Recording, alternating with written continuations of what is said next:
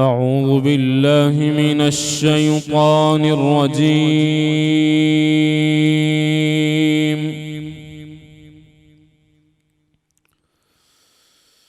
بسم الله الرحمن الرحيم.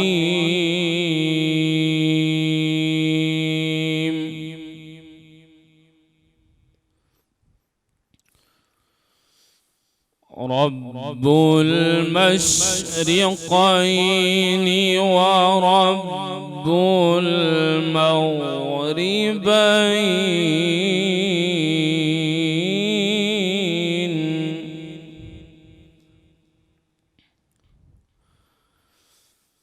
فبأي آلاء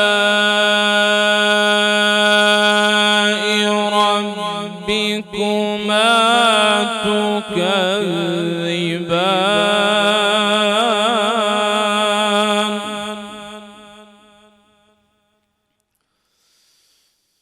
مرج البحرين يلتقيان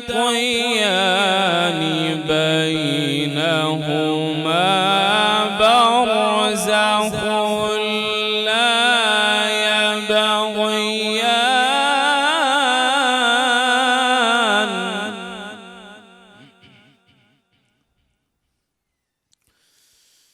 فبأي آلاء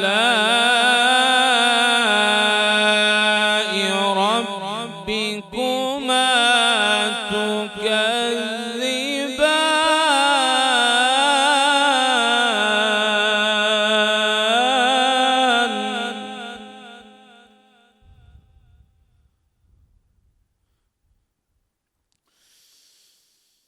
رب المشرقين ورب المغربين،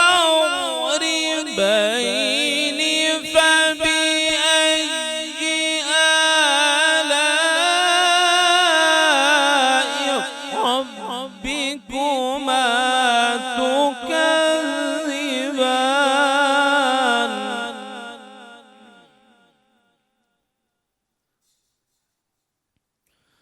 مرج البحرين يلتقيان،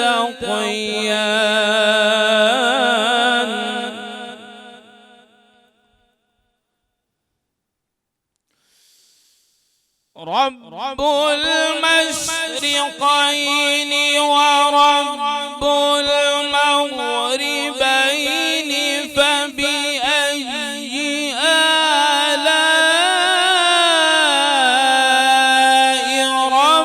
ربكما تكذبان؟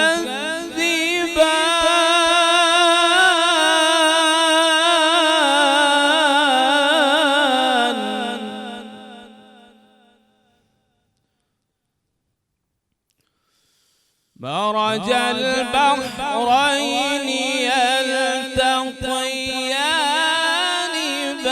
بينهما برزخ لا يبغيان،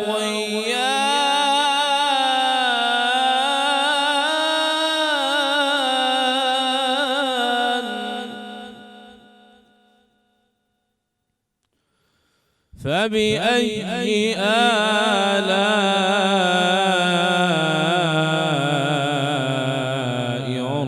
ربكما تكذبان؟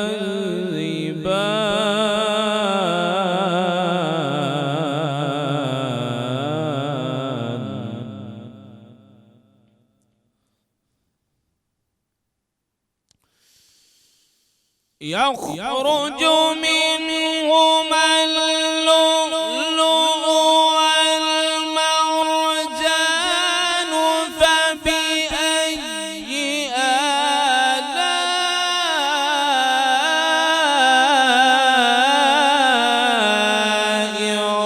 ربكما تكذبان؟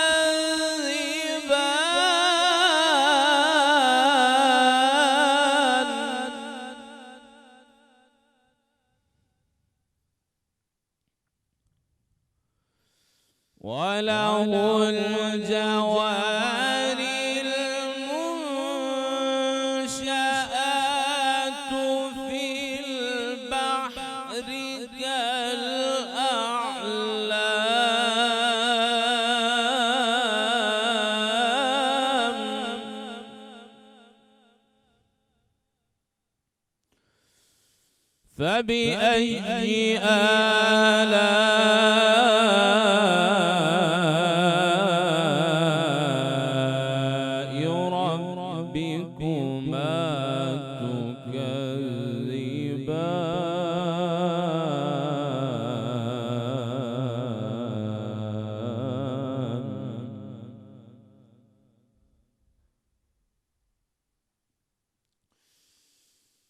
كل من عليها فان ويبقى وجه ربك ذو الجلال والإكرام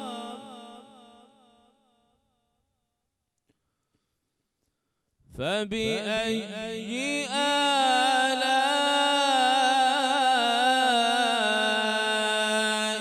ربكما تكذبان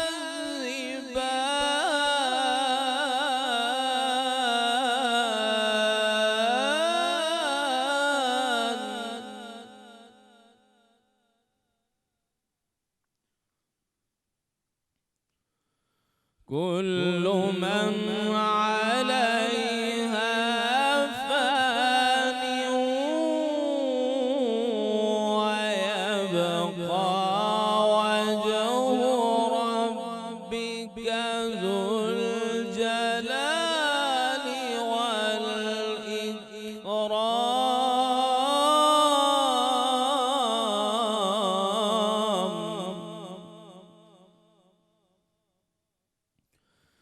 فبأي آلاء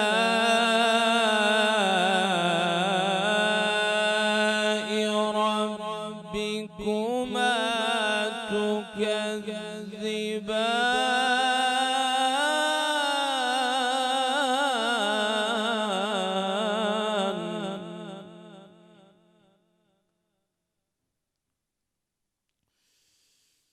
كل من عليها فان ويبقى وجه ربك ذو الجلال والإكرام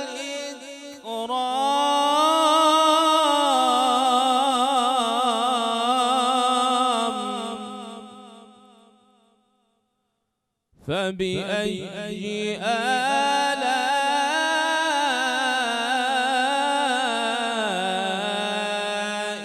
ربكما تكذبان صدق الله العظيم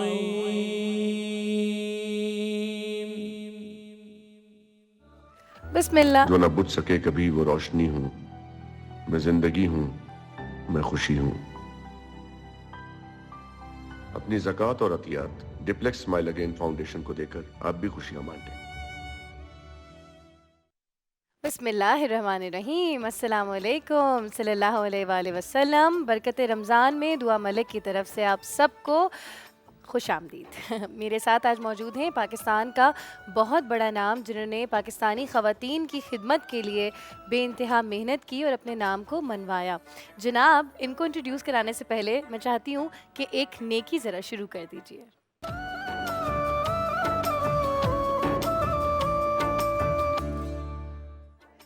اسمائل اگین فاؤنڈیشن کی سی ای او اور ڈپلیکس کی پریزیڈنٹ اور سی ای او مسرت مصباح آپا، السلام علیکم، کیسی ہیں آپا؟ ٹھیک ہیں جی، شکر ہے، بہت شکریہ آنے کے لیے۔ میں چاہتی ہوں کہ اسمائل اگین فاؤنڈیشن کے حوالے سے آپ خود ذرا اپنی زبان میں بتائیے کہ ایگزیکٹلی کس طریقے سے خواتین کی مدد ہوتی ہے۔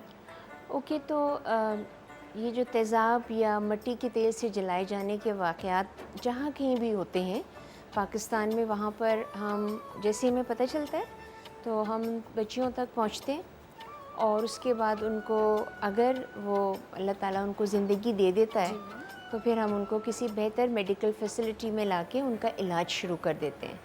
اب وہ علاج ایک دن کا نہیں ہوتا یا ایک آپریشن نہیں ہوتے، 20 30 40 آپریشنز ہوتے ہیں، جس کا مطلب یہ ہے کہ ایک بہت لمبا عرصہ درکار ہوتا ہے ان کو دوبارہ سے نارمل لگنے کے لیے. تو جلائے جانے کے بعد، تیزاب پھینکے جانے کے بعد جب ٹریٹمنٹ کا وہ حصہ آ جاتا ہے جہاں پہ اگر ان کی آنکھ کھل گئی اور اس میں بینائی باقی ہے، یا اگر گردن چپک گئی تھی اور اس کی گردن جو ہے وہ ریلیز ہوئی اور وہ گردن گھما سکتی ہیں، یا ہاتھ جو بالکل ڈسفگرڈ تھے وہ کھل گئے اور وہ کوئی چیز پکڑ سکتی ہیں یا کوئی کام کر سکتی ہیں، تو پھر ہم ان کی ریہیبلیٹیشن کا سلسلہ شروع کر دیتے ہیں. ٹھیک ہے. تو اس طرح سے جو بچیاں جو جسم سے جل جاتی ہیں اور چہرہ ان کا کچھ بہتر ہوتا ہے اور وہ اپنی تعلیم جو ہے وہ مکمل کرنا چاہتی ہیں، تو ہم ان کو وظیفے بھی دیتے ہیں تاکہ وہ اپنی پڑھائی کریں. ہمارے پاس اس وقت جو رجسٹرڈ کیسز ہیں وہ ہیں مور دین 750. صحیح. تو 750 یہ وہ بچیاں ہیں جو ہم تک پہنچی ہیں یا ہم ان تک پہنچے، اور اس کے بعد ان کا جو سلسلہ ہے وہ ہم نے آپریشنز کا آگے لے کے چلے. ٹھیک ہے. لیکن جب ہم ان کے آپریشنز کے بعد ان کی ٹریننگ کا جب سلسلہ شروع کرتے ہیں تو اب مطلب میرے ذہن میں یہ خیال آتا ہے کہ یہ بچیاں جو ہیں نا یہ شاید سلائی کڑھائی کشیدہ کاری وغیرہ جو ہیں وہ کر لیں گی، کیونکہ یہی لائک فرام دا اسٹارٹ چھوٹے اسمال ولیجز اینڈ ٹاؤنز میں ان کو اتنا ہی علم ہاں ہوتا. تو مگر وہ ان کی خواہش ہوتی ہے ان کو بیوٹی پارلر کا کام دیا جائے. سو وہ بھی سکھاتی ہوں، لیکن ضروری نہیں ہوتا کہ جو لوگ ہیں وہ ان کو ایز اے بیوٹیشین ایکسیپٹ کریں، کیونکہ ان کی شکل جو چہرے ہوتے ہیں وہ بہت مسخ ہو جاتے ہیں، لیکن دل تو ویسے ہی پیارے ہیں نا، دل تو اتنے ہی خوبصورت ہیں. تو ہم کوشش یہ کرتے ہیں کہ اگر وہ ہمارے ساتھ کام کریں اور ہمارے کلائنٹس سلولی اینڈ گریجولی ان کو ایکسیپٹ بھی کرتے ہیں کہ چلو اچھا ان سے کام کر لیتے ہیں. لیکن اگر ان کو ان کے گھروں سے اجازت نہیں ہے تو پھر ہم ان کے گھروں میں چھوٹے چھوٹے سے ان کے کاروبار سیٹ اپ کر کے دیتے ہیں. واو بیوٹیفل. تو فرام میکنگ دیم بیوٹیشینز، اور مے بی اگر وہ بڑی عمر کی ہیں اور بہت پہلے چلائی گئی ہیں اور ان کے پاس وسائل نہیں تھے کہ اپنا علاج کریں، تو پھر ہم ان کو چھوٹی سی کوئی ٹک شاپ کھول دیتے ہیں ان کے گھر میں، جسے پرچون کی دکان کہتے ہیں. تو وہ اپنے پاؤں پہ کھڑی ہو جاتی ہیں. یا سلائی کڑھائی کی جو مشینیں ہوتی ہیں وہ ایک سے پھر وہ 2 اور 2 سے 3 لے آگے کے بڑھتا رہتا ہے وہ کام. پورا اپنا سلسلہ جو ہے وہ ایک طرح سے انڈسٹریل ہوم بھی بن جاتے ہیں بعض دفعہ ان بچیوں کے. تو ہم ان کی جو ٹریٹمنٹ ہوتی ہے وہ بالکل اس میں کوئی وہ نہیں کرتے کہ کوئی کاسٹ کریڈ ریلیجن اس کا ہم نے کوئی بائیفرکیشنز نہیں کی ہوئی، کیونکہ بیٹیاں ہیں بچیاں ہیں، بیٹیاں سب کی سانجھی ہیں. جی ان کے ساتھ زیادتی ہوئی ہے تو وداؤٹ اینی ڈسکرمنیشن ہم ان کا علاج وغیرہ کرتے ہیں. البتہ کیونکہ علاج بہت لمبا ہوتا ہے اور بہت سال لگتے ہیں تو اس میں پھر ہماری کوشش یہ ہوتی ہے کہ اپنے پاؤں پہ کھڑی ہو جائیں. بالکل یہ آپ تاکہ یہ بوجھ نہ بن سکے. جب یہ بوجھ نہیں بنتی ہیں تو گھر والے جو ہیں وہ ان سے محبت بھی کرنے لگتے ہیں. ایسے نہیں کہ وہ پہلے نہیں کرتے تھے، لیکن اگر آپ اس کے ریزنز دیکھیں نا، جی تیزاب سے یا مٹی کے تیل سے جلائے جانے کے، تو آپ مطلب اپنا سر دھن لیں گی کہ یہ کون سی دنیا ہے، یہ کون سے لوگ ہیں کہ آپ اس لیے ان کو جلا رہے کہ ان کے ہاں بیٹیاں زیادہ پیدا ہو رہی ہیں یا وہ جہیز کم لے کر آئی ہیں. آپا واقعی یہ چیزیں، یہ جہیز والی ابھی تک ایگزسٹ کرتی ہیں. اگر وہ بیچاریاں شادی کر کے پہنچ جائیں اور اس کے بعد جو ڈیمانڈز ہوتی ہیں وہ شادی کے بعد بھی اب وہ نہیں کر سکتے. غریب لوگ ہیں، ان کی جتنی بساط تھی اس حساب سے انہوں نے دے دی. قرضہ لے کے کرتے ہیں، وہ قرضوں کا بوجھ کے تلے دبے چلے جاتے ہیں. تو اس وجہ سے ان کے اوپر تیل چھڑک کے آگ لگا دی. یا اگر کوئی بچی جو ہے وہ اپنی پسند کی شادی کرنا چاہتی ہو تو گھر والے اس کو جلا دیتے ہیں.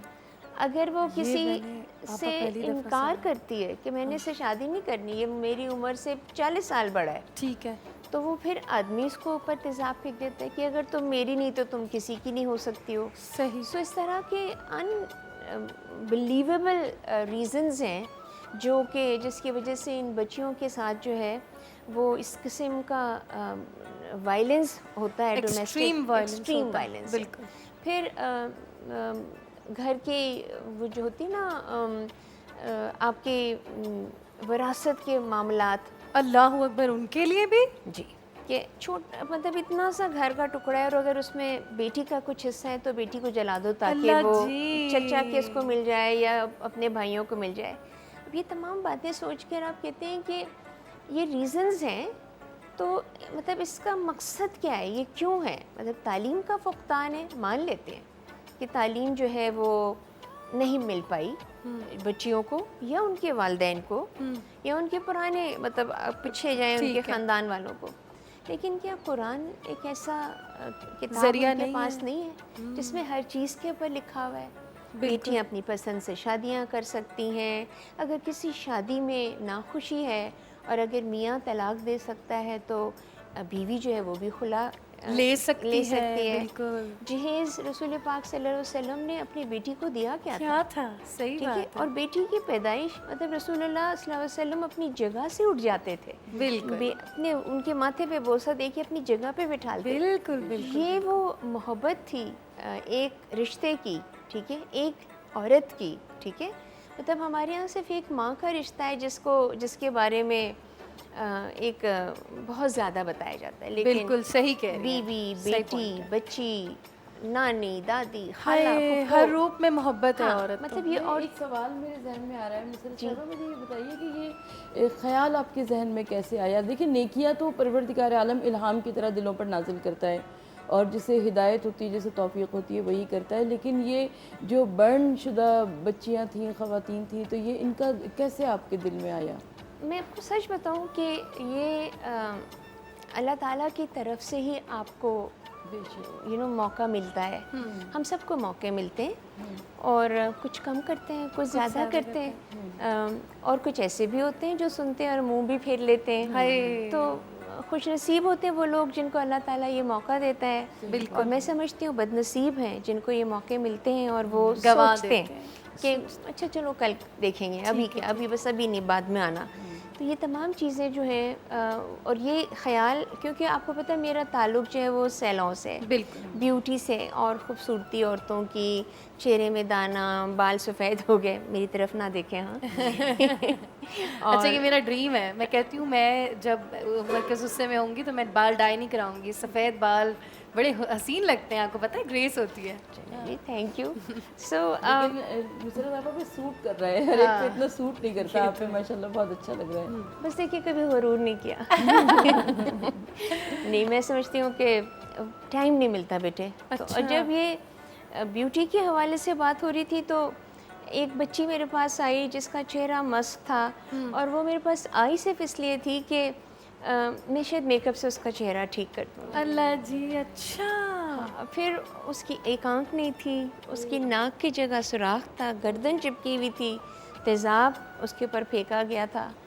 تو میں نے اس دن میری دنیا بدل گئی، میری زندگی کا جو طریقہ تھا، جو میں سوچتی بدل گئی، کیونکہ میں نے اللہ سے بہت گڑ گڑا کے معافی مانگی کہ اللہ تعالیٰ یہ زخم، یہ تکلیف، یہ پریشانیاں ہمارے معاشرے میں کا حصہ ہیں، میں نے کیوں نہیں دیکھی. ہائے اللہ. اور پھر میں نے شکر بھی ادا کیا کہ اگر مجھے اللہ نے یہ موقع دیا ہے تو پھر میں نے اگر ایک بچی کا سوچا تو کوئی 10-15 دن کے بعد ایک نیوز پیپر میں ایڈ دے کے کہ اگر آپ تیزاب سے جلی ہوئی ہیں تو آپ اس تاریخ کو ڈیپلیکس میں آ جائیے گا.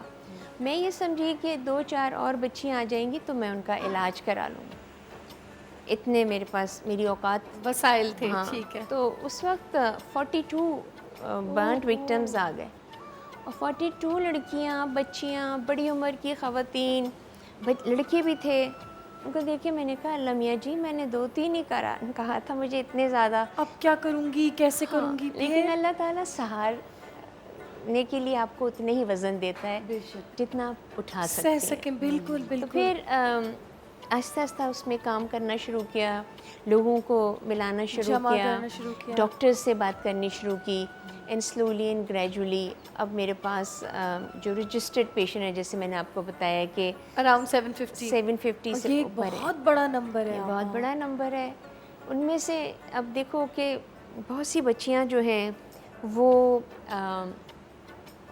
تعلیم اپنی مکمل کر رہی ہیں، وہ ہاسپٹل میں نرسز 4 بچیاں بن گئی ہیں اور ایک بچی ہماری ایم فل کر چکی ہے.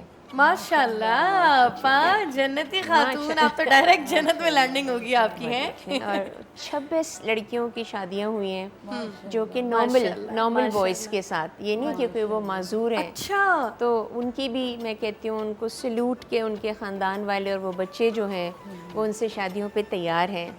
ہم ان کے لیے تمام آسانیاں کرتے ہیں. اچھا, ان کے جہیز کے حوالے سے. ٹھیک ہے. اور اس کے بعد ان کے ایسی بھی خواتین ہیں جو کہ جن کی بچیاں زیادہ تھیں, جن کے ساتھ یہ حادثہ یا واقعہ ہوا, ان بچوں کی بھی تعلیم کا سلسلہ جاری رکھتے ہیں. میں ایک اور بات میرے ذہن میں آ رہی ہے مسرت آپا, میں ایک دفعہ ایک چینل پہ تھی, وہاں پر آپ کچھ ان بچیوں کو بھی لے کر آئی تھی, تو گھبراہٹ ہو رہی تھی ان بچیوں کو دیکھ کر. تو آپ کو پہلی دفعہ دیکھ کے کیا کچھ گھبراہٹ ہوتی ہے, کیا ڈر لگتا ہے؟ مجھے بہت دکھ ہوتا ہے. مجھے لگتا ہے کہ ان کی تکلیف جو ہے وہ ہم لوگ محسوس ہی نہیں کر سکتے. بالکل مطلب ہم سوچ ہی نہیں سکتے. آپ سوچیں کہ چھوٹی سی کوئی استری کبھی لگ جائے یا کوئی پکوڑے تلتے ہوئے چھیٹا, تو کس قدر ہم لوگ تڑپتے ہیں, چلاتے ہیں. ہم اس کار خیر میں کیسے شامل ہو سکتے ہیں آپ کے ساتھ؟ آپ ہماری ویب سائٹ کو وزٹ کریے, اس میں تمام طریقہ کار ہے, ہمارے اکاؤنٹ ڈیٹیلز وغیرہ ہیں.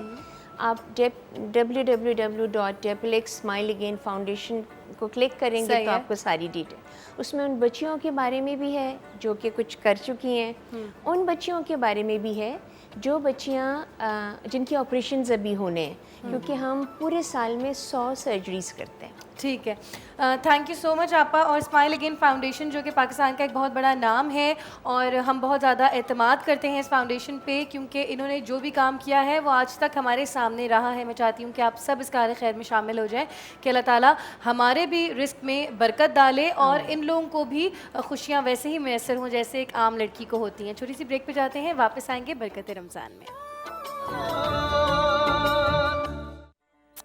ویلکم بیک جی. برکت رمضان میں اس وقت نعمان عادل صاحب جو کہ ہیڈ آف ریٹیل ہیں زمزم کمپنی کے, روزانہ ہمیں افطاری یہاں سے آتی ہے اور ہم روزانہ اپنے افطار کرتے ہیں. روزہ سارے روزے دار ان کو دعائیں بھی دیتے ہیں, بہت مزے مزے کی چیزیں ہوتی ہیں. السلام علیکم نعمان صاحب, کیسے ہیں؟ وعلیکم السلام. ٹھیک ہے, بالکل ٹھیک, الحمد للہ. رمضان مبارک آپ کو. روزے ٹھیک جا رہے ہیں؟ الحمد للہ. اچھا یہ بتائیے زمزم بیکرز کے حوالے سے کیسے یہ تشکیل میں آیا, کیسے سوچا کہ بھائی ایک بیکری ہونی چاہیے اور یہاں پہ یہ سارے آئٹمز ہونے چاہیے, کتنی برانچز ہیں وغیرہ؟ میں بتا دیتا ہوں. بیسیکلی زمزم جو ہے 2019 میں ہم لوگوں نے اسٹارٹ کیا, اور اسٹارٹ کرنے کا واحد ایک ہی مقصد تھا کہ ہماری جو اس وقت ورلڈ وائڈ جو ہے وہ ایک اچھا ہیلتھی ہائیجینک فوڈ جو ہے وہ نہیں مل پا رہا لوگوں کو, اور خصوصی ہمارے ملک کے اندر جو ہے وہ جہاں پر کوئی کسی قسم کی کیو اے کمپلائنس کے بغیر چیزیں ہمیں مل رہی ہیں اور اس کا افیکٹ ہمارے سوشلی اور فزیکلی دونوں لائف پر گزر رہا ہے. تو یہ موٹیو تھا کہ ہم اپنی نیشن کو ایک اچھا جو ہے healthy food with comparative prices جو ہے پرووائڈ کریں. 2019 میں الحمدللہ ہم نے اس جرنی کو اسٹارٹ کیا. ٹل ناؤ الحمدللہ ہم 14 آؤٹلیٹس آپریٹ کر رہے ہیں کراچی کی ڈفرینٹ لوکیشنز پر, اور اس کا پلان ہے کہ ہم لوگ انشاءاللہ 30 ود ان ایئر کر لیں گے, اور ہمارا ویژن ہے کہ ہم 50 ایٹ لیسٹ ان کراچی کریں, دین ہم کراچی سے دوسرے سٹیز میں موو کریں گے. صحیح ہے, صحیح ہے, ٹھیک ہے, زبردست. اچھا ایکسپینشن پلان کیا ہے, آگے بڑھانے کو سوچتے ہیں اس کو زمزم آرگنائزیشن کو؟ بالکل یہی ہمارا پلان ہے کہ ہم کراچی کور کرتے ہوئے پھر ہم سندھ اور پنجاب, سندھ کے دوسرے اضلاع اور پنجاب کے اندر جو ہے انشاءاللہ بہت جلد جو ہے ود ان 2 to 3 ایئرس ہم ایکسپینڈ کر جائیں گے.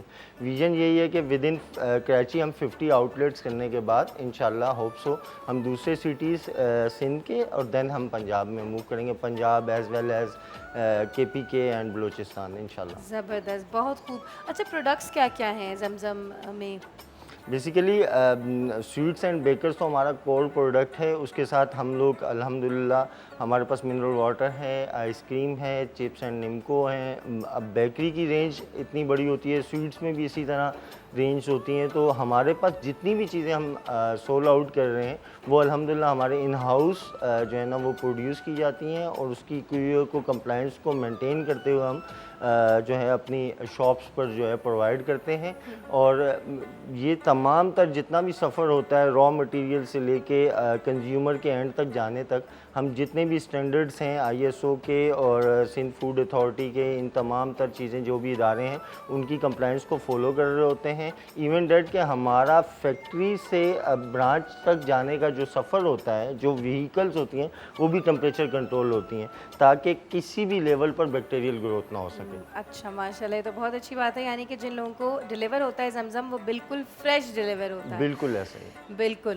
اچھا مجھے یہ بتائیے کہ ہر کھانے کی جو جگہ ہوتی ہے وہاں پہ ایک چیز جو ہے وہ بڑی فیمس ہوتی ہے اور بیسٹ ہوتی ہے، تو زمزم کی کون سی پروڈکٹ سب سے بیسٹ ہے؟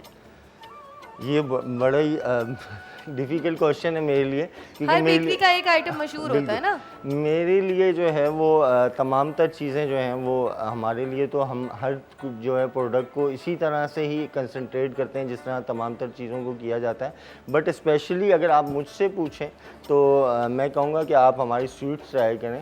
الحمدللہ ہمارے پاس جو سویٹس ہیں شاید مائٹ اٹ بی پاسبل کہ آپ کو ود ان سٹی اور پاکستان کے اندر اتنی سویٹس اچھی نہ مل سکتے. اسپیشلی اگر آپ کہیں گی تو میں سویٹس کو جو ہے نا وہ ریفر کروں گا. سویٹ میں آپ ہماری گلاب جامن کھا لیں، آپ کلا کند کھا لیں، ٹھیک ہے، کچا گلا کھا لیں. نہیں اور بتائیں ذرا، کانوں کو تو سکون ملے کچھ. کچا گلا کھا لیں. اس کے علاوہ ہمارا جو فاسٹ فوڈ آئٹم ہے، اگر آپ ہمارے پاس ہمارا فاسٹ فوڈ آئٹم میں ہم اپنی سگنیچرس کی بات کریں تو اس میں ہمارے پاس ٹکا سموسہ ہے، ملائی بوٹی سموسہ ہے، وہ آپ نے ہوپ سو ٹرائی بھی کیا ہوا ہے، تو وہ ہمارا سگنیچر ہے فاسٹ فوڈ میں. آئس کریم ہماری بہت اچھی ہے. آئس کریم آپ ٹرائی کریں اور آپ کو کہیں سے بھی یہ جو ملٹی نیشنل کمپنیز جو ہوتی ہیں ان سے کہیں سے بھی کم تر نہیں ہے. الحمدللہ ان سے سپیریئر کوالٹی میں. اچھا زبردست. اتنے سارے روزے داروں کو روزہ کھلوانا یہ کس قدر اجر و ثواب کی بات ہے. بیسیکلی میں نے آپ کو ریپیٹ کر رہا ہوں کہ ہمارا مشن اور ویژن ہی یہی ہے کہ ہم جو ہے یہ اپنی نیشن کو جو ہے وہ ہیلتھی فوڈ پرووائڈ کر سکیں ود کمپیریٹیو پرائز، کہ آپ کو پرائز کا بھی ایفیکٹ نہ آئے اور آپ کو جو ہے ہیلدی فوڈ ملتا رہے اور ہائیجینکلی ملتا رہے، آپ کو کسی قسم کا اس کے اندر کوئی بھی ایفیکٹ نہ ہو سکے اس کو. بالکل. اچھا ہوم ڈیلیوریز جو ہیں وہ آج کل بیکریز کے لیے اوپن ہیں، کیا زمزم بھی ہوم ڈیلیوری آن کرنے کا سوچتا ہے؟ نہیں بالکل. آپ کی انفارمیشن میں تھوڑا سا ایڈ آن کر دیتا ہوں کہ ہم ہوم ڈیلیوری کر رہے ہیں. ہمارا ایک آن لائن پورٹل ہے، ہم دوسری ڈفرینٹ کمپنیز ہیں جو ان کے ساتھ بھی ڈیلیوریز پہ کام کر رہے ہیں اور ہم اپنا بھی ڈیلیوری جو ہے وہ اگر آپ کراچی میں کون سے ایریاز ہیں؟ کراچی میں اگر آپ بات کرتی ہیں تو ہمارا کراچی کا آپریشن دو ڈویژنز ہوئے ہوئے ہیں جس میں نارتھ اینڈ ساؤتھ ہے. ساؤتھ میں بات کریں گی تو کھرر، ڈیفینس، کلفٹن، گارڈن، یہ ایریاز ہیں. ود ان ساؤتھ میں ہماری 7 آؤٹ لیٹس ہیں اور نارتھ میں بات کریں گی تو FB10، FB15، گلشن معمار، گلستان جوہر، نارتھ کراچی، تو یہ ایریاز ہیں ہمارے پاس آل ٹوگیدر. تو الحمدللہ 14 آؤٹ لیٹس کے ساتھ ہمارا ابھی 50-60 یا 70% کورڈ ہو رہا ہے. اور جس طرح میں نے ایکسپینشن پلان کا آپ کو بتایا تو انشاءاللہ ود ان کراچی آپ کو کہیں بھی جو ہے نا آرڈر میں کوئی کسی قسم کا ہزل نہیں آئے. زبردست. یعنی کہ شادی بیاہ تہوار کے لیے بھی اب ظاہر ہے عموماً خواتین گھر پہ تو نہیں بنا سکتی ہیں ایک دم سے، تو بھی ہم زمزم سے آرڈر کر سکتے ہیں؟ بالکل آپ کر سکتی ہیں. کتنے دن پہلے؟ نہیں، شادی بلک آرڈر کے لیے ود ان 24 آورس ہوتا ہے اور اگر آپ نے اسپیشلی اگر بلک آرڈر 24 گھنٹے پہلے بتا دیں. 24 گھنٹے آپ پہلے بتا دیں. ایون ڈیٹ کہ آپ 1000 kg کا بھی کوئی آرڈر کرتے ہیں تو وہ 24 آورس میں آپ کو فلفل کر دیا جائے گا. اور اگر گھر پہ کوئی اسپیشلی کوئی گیسٹ آ گئے ہیں آپ کے پاس تو ود ان 20 to 30 منٹس آپ کے پاس نمکو، biscuit, ice cream, fast food, کچھ بھی وٹ ایور آپ کو چاہیے ود ان 20 to 30 منٹس آپ کو ڈیلیور کر دیا جاتا ہے. صحیح، بالکل فریش. بالکل فریش. بالکل فریش. اچھا مین پاور کتنی ہے آپ لوگوں کی؟ جیسے آپ نے ابھی بتایا کہ 24 گھنٹے پہلے اگر آپ کو بتا دیا جائے تو 1000 kg بھی ہم آسانی سے بنا سکتے ہیں، تو مین پاور بھی بہت زیادہ ہوگی. جی الحمدللہ زمزم بہت سارے لوگوں کے لیے رزق کا وسیلہ ہے. اللہ کی استطاعت سے ابھی تک ہمارے پاس 600 سے پلس لوگ جو ہیں وہ امپلائز ہیں اور جس طرح سے ایکسپینشن ہوتی جا رہی ہے تو اللہ پاک یہاں سے لوگوں کو وسیلے کا ذریعہ بھی بنا رہا ہے اور ہوپس ہو کہ بہت جلد ہم 1000 کراس کر جائیں گے. اور بالکل انشاءاللہ میں ہماری دعائیں آپ کے ساتھ ہیں. اللہ تعالیٰ آپ لوگوں کا دسترخوان مزید وسیع سے وسیع کرے. اس دفعہ صرف اگر آپ ہمارے ساتھ ہیں تو تمام نیوز چینلز کے ساتھ انشاءاللہ زم کو دیکھیں گے ہم اگلے سال. ٹھیک ہے، جاتے ہیں چھوٹی سی بریک پہ، واپس آئیں گے اور برکت رمضان میں گفتگو جاری رکھیں گے.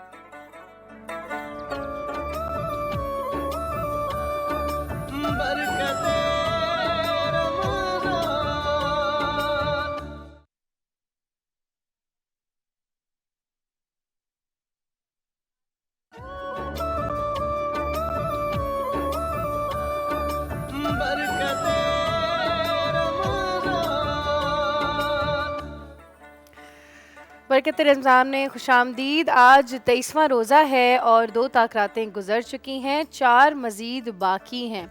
اللہ تعالیٰ نے لیلۃ القدر میں تاک راتوں کے بارے میں, لیلۃ القدر کے بارے میں ہمیں بتایا آقا پاک صلی اللہ علیہ وآلہ وسلم کے ذریعے, اور آقا نے خود ہمیں اس بات کی تلقین کی کہ ہم اس رات کو عبادت کریں, زیادہ سے زیادہ ذکر کریں, قرآن پاک پڑھیں اور دعائیں مانگیں, کیونکہ یہ رات جو ہے وہ ہزاروں راتوں سے زیادہ افضل ہے. ہمارے ساتھ اس وقت موجود ہیں سیٹ پہ فائزہ کامران. السلام علیکم, کیسی ہیں؟ اور مفتی ذوالفقار شاہ گیلانی صاحب بھی آ چکے ہیں. السلام علیکم مفتی صاحب. وعلیکم السلام ورحمۃ اللہ. طبیعت ٹھیک ہے آپ کی؟ الحمدللہ. مفتی صاحب, آج شب قدر کے بارے میں بات ہو رہی ہے, اس کے فضائل اور اعمال کی بھی ہم بات کریں گے. سب سے پہلے تو شب قدر کے حوالے سے ہم سب کو بتائیے کہ اللہ تعالیٰ کے کیا احکام ہیں ہمارے لیے. بسم اللہ الرحمن الرحیم. اللہ رب محمد صلی اللہ علیہ وسلم, نحن عباد محمد صلی اللہ علیہ وسلم, لی خمسۃ نطفی بہا حر الوباء الحاطمہ, المصطفیٰ والمرتضیٰ وابناہما والفاطمہ. احادیث طیبات کی کتب میں جو شب قدر کے حوالے سے جو تاریخ ملتی ہے وہ یہ ملتی ہے کہ گزشتہ امتوں کے جو انبیاء کرام کے جو امتی تھے وہ بہت زیادہ کثرت سے عبادت کیا کرتے تھے, اور ان کی کثرت عبادت ان کی کثرت عمر کی وجہ سے بھی ہوتی تھی کہ ان کی عمریں بھی بہت زیادہ ہوا کرتی تھیں. مثلا حضرت شمعون علیہ السلام کے دور کا آپ کا ایک امتی جس نے 1000 سال عبادت میں گزارے, نبی پاک صلی اللہ تعالیٰ علیہ وبارک وسلم نے اس بات کا ذکر, بخاری شریف میں حدیث مبارکہ موجود ہے, اس بات کا ذکر کیا کہ اللہ کے ایک نبی ایسے گزرے ہیں کہ جن کے ایک امتی نے اتنی زیادہ عبادت کی ہے. تو صحابہ کرام کو اس پر رشک ہوا اور ان کے دل میں یہ تمنا جاگی, چونکہ صحابہ جانتے تھے کہ اگر ہمیں تمنا ہوگی تو ہمارے پیارے نبی صلی اللہ تعالیٰ علیہ وبارک وسلم اللہ کی بارگاہ میں عرض کر کے کوئی نہ کوئی راستہ ہمارے لیے نکالیں گے. صحابہ کرام کو بڑی تمنا ہوئی اور بڑا افسوس بھی ہوا کہ ہمیں تو اتنی عمریں نہیں ملی, ٹھیک ہے, ہم اتنی عبادات کیسے کریں گے. اور پھر صحابہ کرام رضوان اللہ تعالیٰ علیہم اجمعین کی زندگی اکثر جنگوں میں گزری. جیسے حضرت خالد بن ولید رضی اللہ تعالیٰ وردہ عنہ ارشاد فرماتے ہیں کہ مجھے جہاد کے میدان میں رہنے کی وجہ سے کثرت سے قرآن پاک پڑھنے کی توفیق نہیں ہو سکی, میں نہیں پڑھ سکا قرآن پاک کثرت سے. تو دل میں ایک دکھ تھا صحابہ ایک ان کے دل میں ایک یہ دکھ تھا. اسی طریقے سے حضور مولا مرتضیٰ کرم اللہ تعالیٰ کریم ارشاد فرماتے ہیں کہ میں اپنے زمانے کے فتنوں سے نپٹتا رہا, میں علم کی ترویج و اشاعت کا اتنا کام نہیں کر سکا. تو صحابہ کرام رضوان اللہ تعالیٰ علیہم اجمعین کو یہ ایک خواہش تھی کہ کاش ہم بھی اتنی عبادت کر سکیں, ہمیں اتنی عمر مل جائے. تو اللہ تعالیٰ نے سورہ قدر کا نزول فرمایا اور اس میں فرمایا انا انزلناہ فی لیلۃ القدر وما ادراک ما لیلۃ القدر, کہ ہم نے اس قرآن کو اتارا ہی لیلۃ القدر میں ہے.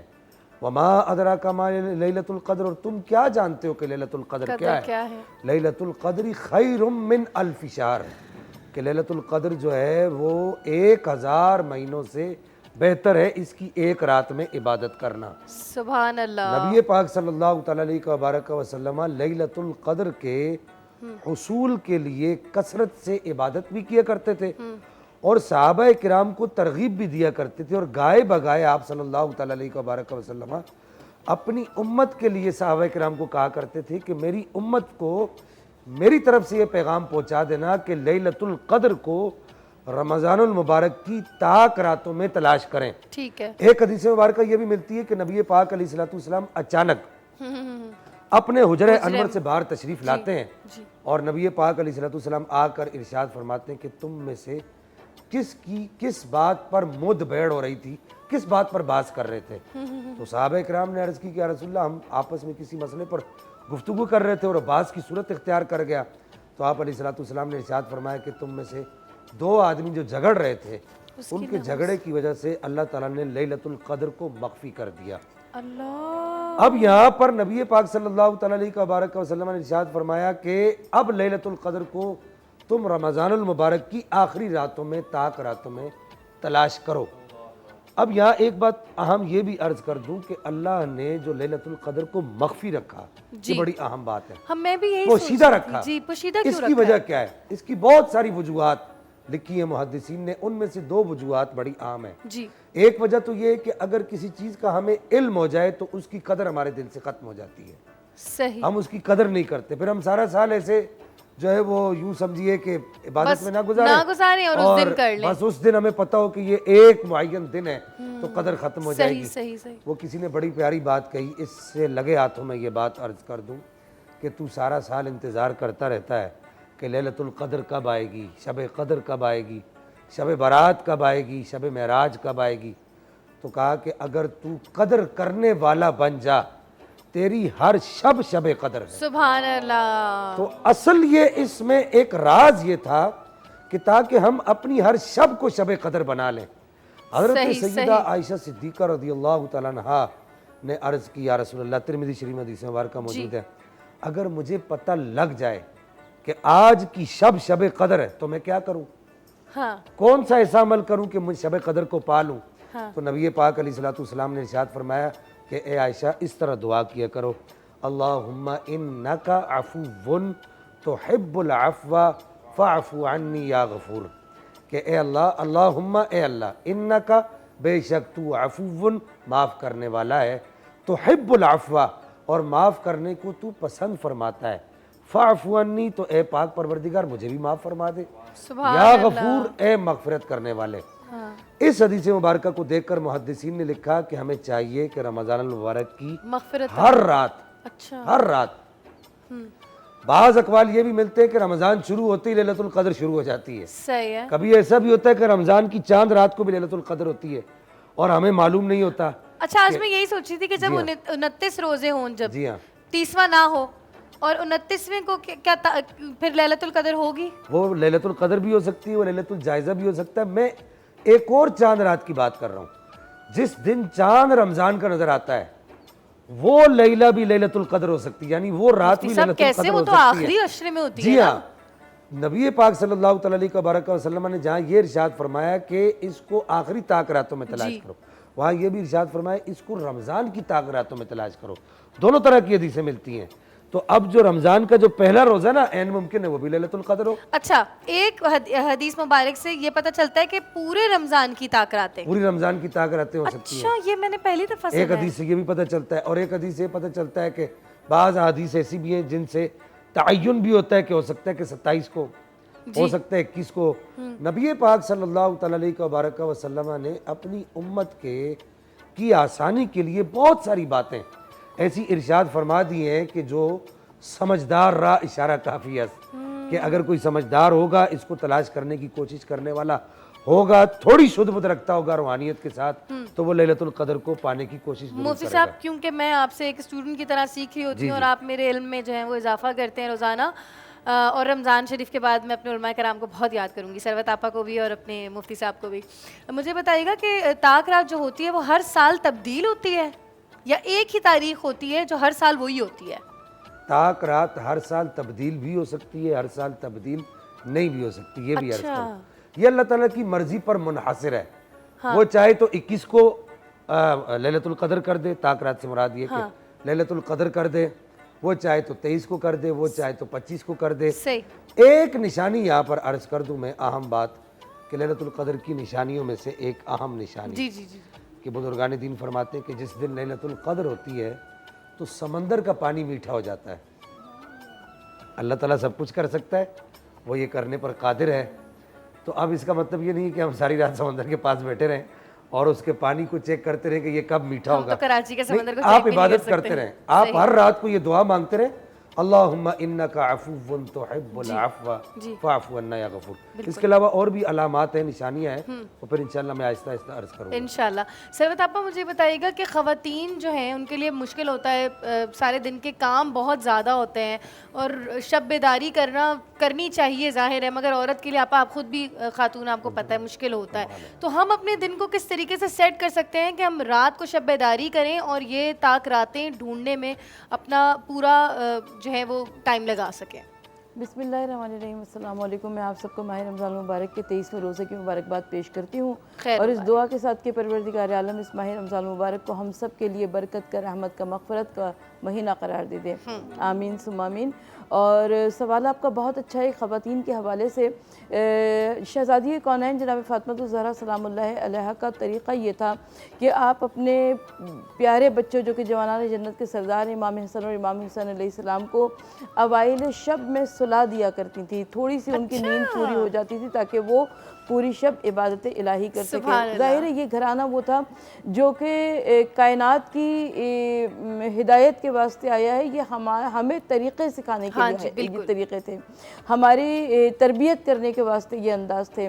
تو شہزادی کونین جناب فاطمہ الزہرا سلام اللہ علیہا کا طریقہ یہ تھا کہ آپ پوری رات عبادت الہی میں گزارتی تھی اور پوری شب گھر کے کاموں میں گزارتی تھی, چکی چلاتی تھیں اور بچوں کی پرورش میں اور تربیت اولاد میں اور اس کے علاوہ دین کے فروغ کے واسطے شہزادی کونین جناب فاطمہ الزہرا کے جو کام تھے. روایت یہ بتاتی ہے کہ مدینہ کی ایک عورت تھی جو کہ شہزادی کونین جناب فاطمہ الزہرا سلام اللہ علیہا کے پاس آئی, کہنے لگی میرے شوہر نے یہ سوال پوچھا ہے. فاطمہ الزہرا سلام اللہ علیہا نے اس سوال کا جواب دے دیا.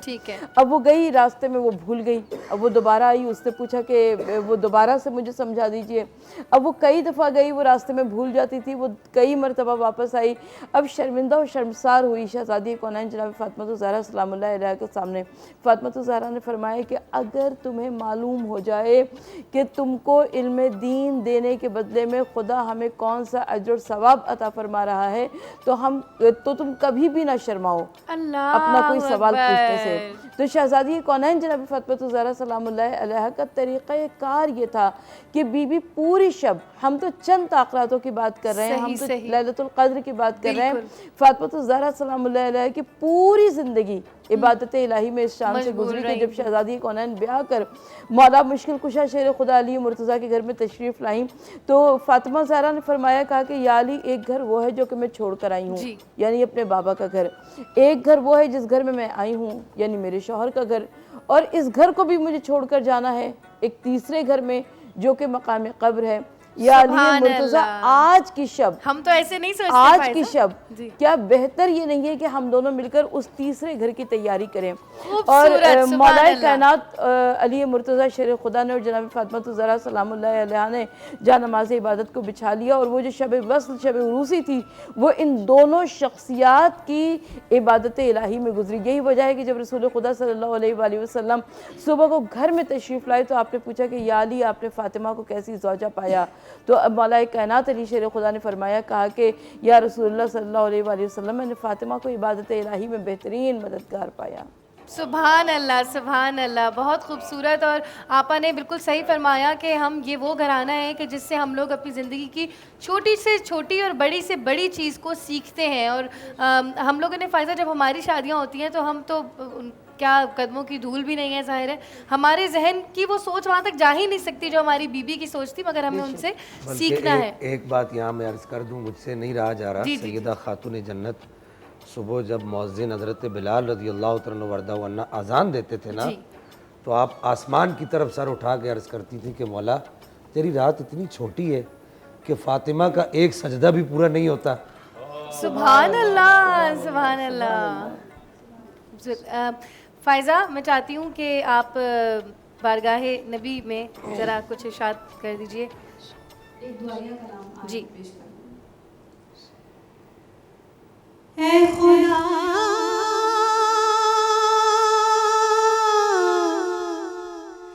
اے مالک ارض و سما, کس سے مانگے اب مدد تیرے سوا, اے بے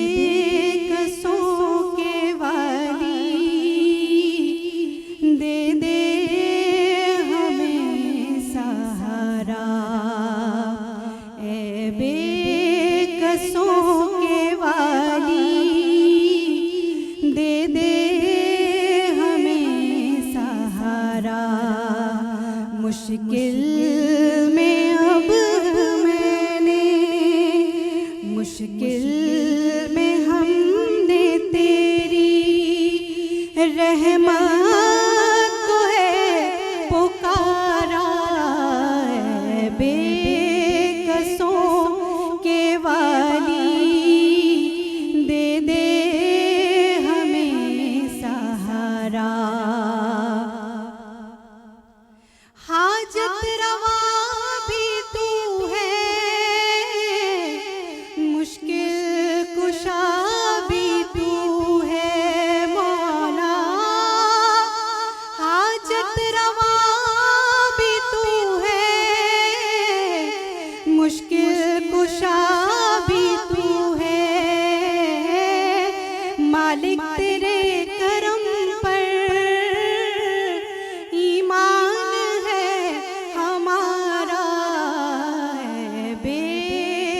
बेकसों के वाली दे दे हमें सहारा।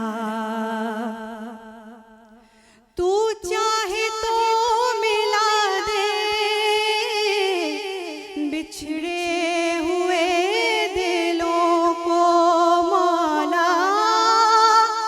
तू चाहे तो मिला दे बिछड़े हुए दिलों को। हो जाए हम पे मौला रहमत का एक इशारा। बेकसों के वाली दे दे हमें सहारा। इज्जत हमारी अब तो बस तेरे हाथ में है। इज्जत हमारी अब तो बस तेरे हाथ में है। बदले अभी ज़माना गर तेरा हो इशारा।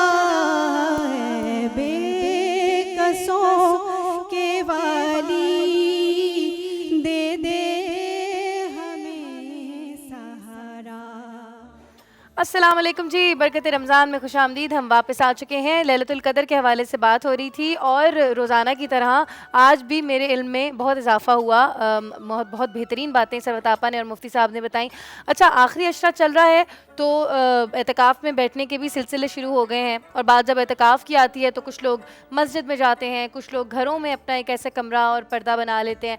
इस हवाले से बहुत सारे सवाल उठते हैं और कुछ लोग जो हैं वो 20 की शब बैठ जाते हैं, यानी 21 जब लगती है। कुछ लोग आखिरी 3 दिनों में बैठते हैं। तो मुफ्ती साहब से सवाल करूंगी कि एतकाफ़ का असल मामला क्या है?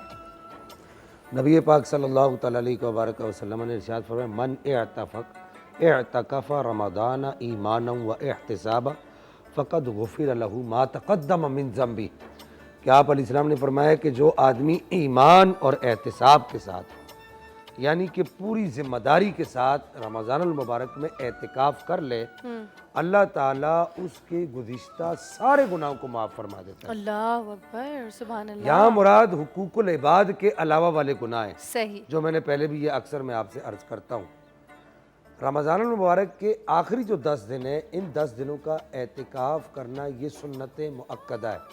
जो आदमी करेगा उसके लिए सुन्नत मुअक्कदा हो जाएगी, जो नहीं करेगा तो उसके लिए सुन्नत है। लेकिन अगर बैठ जाएगा, बैठने के बाद ये सुन्नत मुअक्कदा है और फिर यहाँ पर कायम रहना उसके लिए अब वाजिब है उसके लिए कि इस एतिकाफ़ को ना तोड़े। सही। अगर वो तोड़ देता है तो इसका मतलब ये हुआ कि अब इसके लिए ये एतिकाफ़ दोबारा करना वाजिब हो जाएगा। अच्छा। इसकी कज़ा करना इस पर लाजिम हो रमज़ान जाएगा। में? जी, रमज़ानुल मुबारक वाले। अगले रमज़ान का वेट करें। अब ये अगले रमज़ान में फिर ये इस एतिकाफ़ को पूरा सही करेगा, है। उस कज़ा को पूरी करेगा। ठीक है। इसी तरह ख़वातीन घरों में एतिकाफ़ करती हैं, तो ख़वातीन के घरों में एतिकाफ़ करने की जगह वो है जहाँ पर वो आम तौर पे नमाज़ पढ़ती हैं। सही। हमारे यहाँ ये है कि घर में किसी भी जगह नमाज़ पढ़ ली जाती है, ऐसा नहीं है।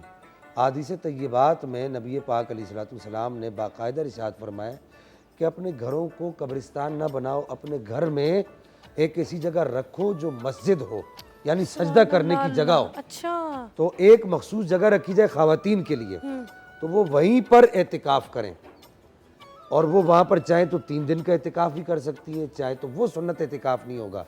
3 दिन का जो एतिकाफ़ है, चाहे मर्द करे चाहे औरत करे, वो नफिल एतिकाफ़ कहलाएगा, वो सुन्नत एतिकाफ़ नहीं कहलाएगा।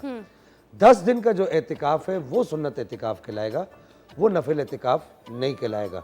अच्छा, यहाँ पर फिर एतिकाफ़ में मादरत के साथ, अब मगर थोड़ा सा मैं अगर कुछ बातें तल्ख बातें अगर करूँ तो उस पर किसी को नाराज़गी नहीं, ना आप हो। समझाने के लिए हमें कर रहे हैं जी। हम लोग एतिकाफ़ में बैठते हैं, हमारी ज़िंदगी में कोई तब्दीली नहीं आती। जो हमारी ज़िंदगी एतिकाफ़ से बाहर की थी वही ज़िंदगी हमारी एतिकाफ़ में चल रही होती है।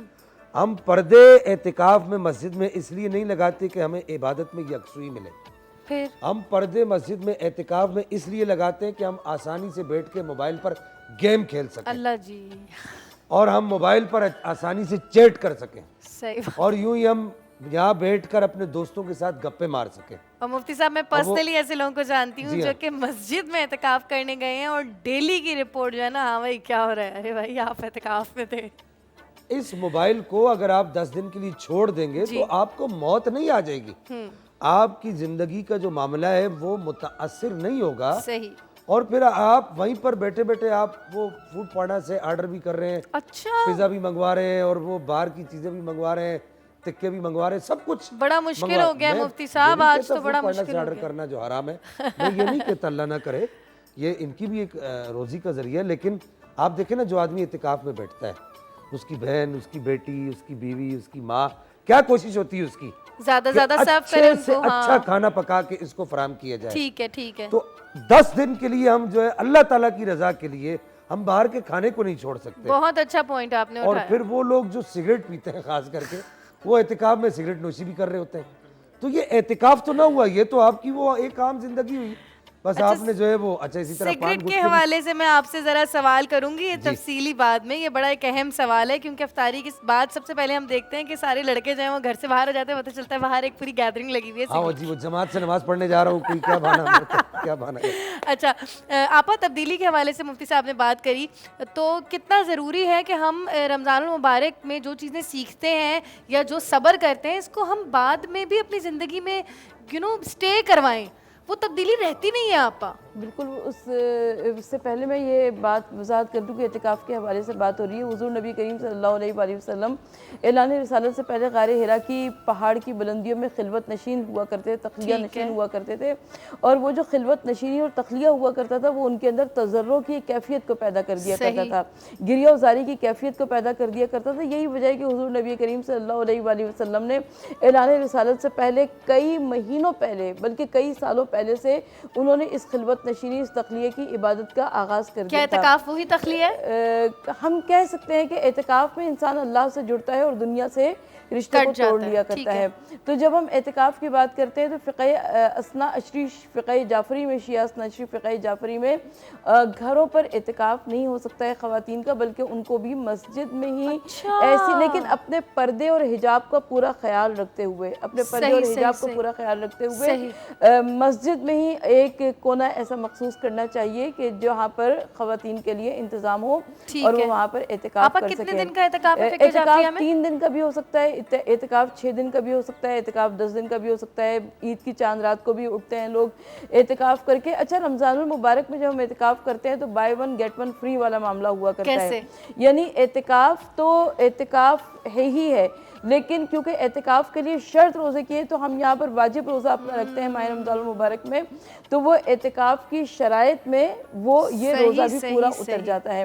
اور اس کے علاوہ جب ہم رمضان المبارک کے اعتکاف کی بات کرتے ہیں تو پروردگار عالم ہماری اس عبادت کو قبول فرمائے. ابھی مولانا صاحب نے بہت اچھی بات کی کہ ہم لوگ بہت سارے ایسے لوگ جو کہ دنیا سے رشتہ نہیں توڑ سکتے ہیں، دنیا سے رشتہ نہیں. یہی وجہ ہے کہ ہم بہت سارے ایسے افراد کو دیکھتے ہیں بزنس میں لوگ بہت تھک جاتے ہیں، اپنی ماں اگر بیٹھ جائے تو بچے کہاں جائیں مجھے بتائیں. ہم تو اتنے بڑے بڑے جوان ہو گئے، میری امی کہتی تھی میری خواہش ہے تم لوگ بڑے ہو جاؤ تو میں اعتکاف کروں. ہم بڑے ہی نہ ہوئے کبھی. لیکن ایک بات میں بتاؤں، عورت کے لیے سب سے عظیم عبادت اس کے اپنے بچوں کی خبر گیری ہے، اپنی شوہرداری ہے، اپنے بچوں کی خبر گیری ہے. اگر وہ اعتکاف میں بیٹھ جائے اور پیچھے شوہر کو کوئی کھانا پینا دینے والا نہ ہو، بچوں کی کوئی خبر گیری کرنے والا نہ ہو، تو اس عورت کی عبادت کا کیا فائدہ؟ تو عورت کو پروردگار جس طرح مرد کے لیے کسب معاش عبادت قرار پایا، وہ اگر اس کا حلال کمانے کے لیے نکلتا ہے تو وہ اس کے لیے عبادت قرار پایا. بالکل ایسے ہی عورت جب اپنے گھر کے کاموں میں مصروف ہوتی ہے، اپنے شوہر کے کاموں میں مصروف ہوتی ہے، اپنی بچی شوہرداری اور گھرداری میں مصروف ہوتی ہے، تو وہ گویا کہ عبادت الہی کو سر انجام دے رہی ہوتی ہے، تو وہ عبادت کر رہی ہوتی ہے. تو مجھے اور آپ کو اعتکاف کے حوالے سے جب بات کرنی چاہیے تو اس میں کوشش یہ کریں کہ ہم ماہ رمضان المبارک میں زیادہ سے زیادہ عبادت الہی کو سر انجام دیں تاکہ ہم خدا کی خوشنودی کو زیادہ سے زیادہ حاصل کر سکیں. بالکل بالکل ایسا ہی. ایسا ایک پرسنل سوال کروں مفتی صاحب، ہر رمضان کے جانے کے بعد نا مجھے لگتا ہے کہ جو اللہ تعالیٰ کا حق ہے نا وہ میں ادا نہیں کر پائی. مطلب مجھے ایک شرمندگی کی کیفیت ہوتی ہے رمضان کے اینڈ میں کہ میں نہیں کر پائی اتنی عبادت جو میں جتنی میں کرنا چاہتی تھی، اور چیزیں اتنی زیادہ ہوتی ہیں، دنیا مفتی صاحب کھینچ لیتی ہے. اس احساس شرمندگی کا کیا کیا جائے؟ دیکھیے یہ احسان سے شرمندگی جو ہے نا یہ بھی اللہ جل مجد الکریم کو پسند ہے اور یہ اللہ کی توفیق ہے. نبی پاک علیہ الصلوۃ والسلام سے پوچھا گیا کہ یا رسول اللہ توبہ کی تعریف کیا ہے؟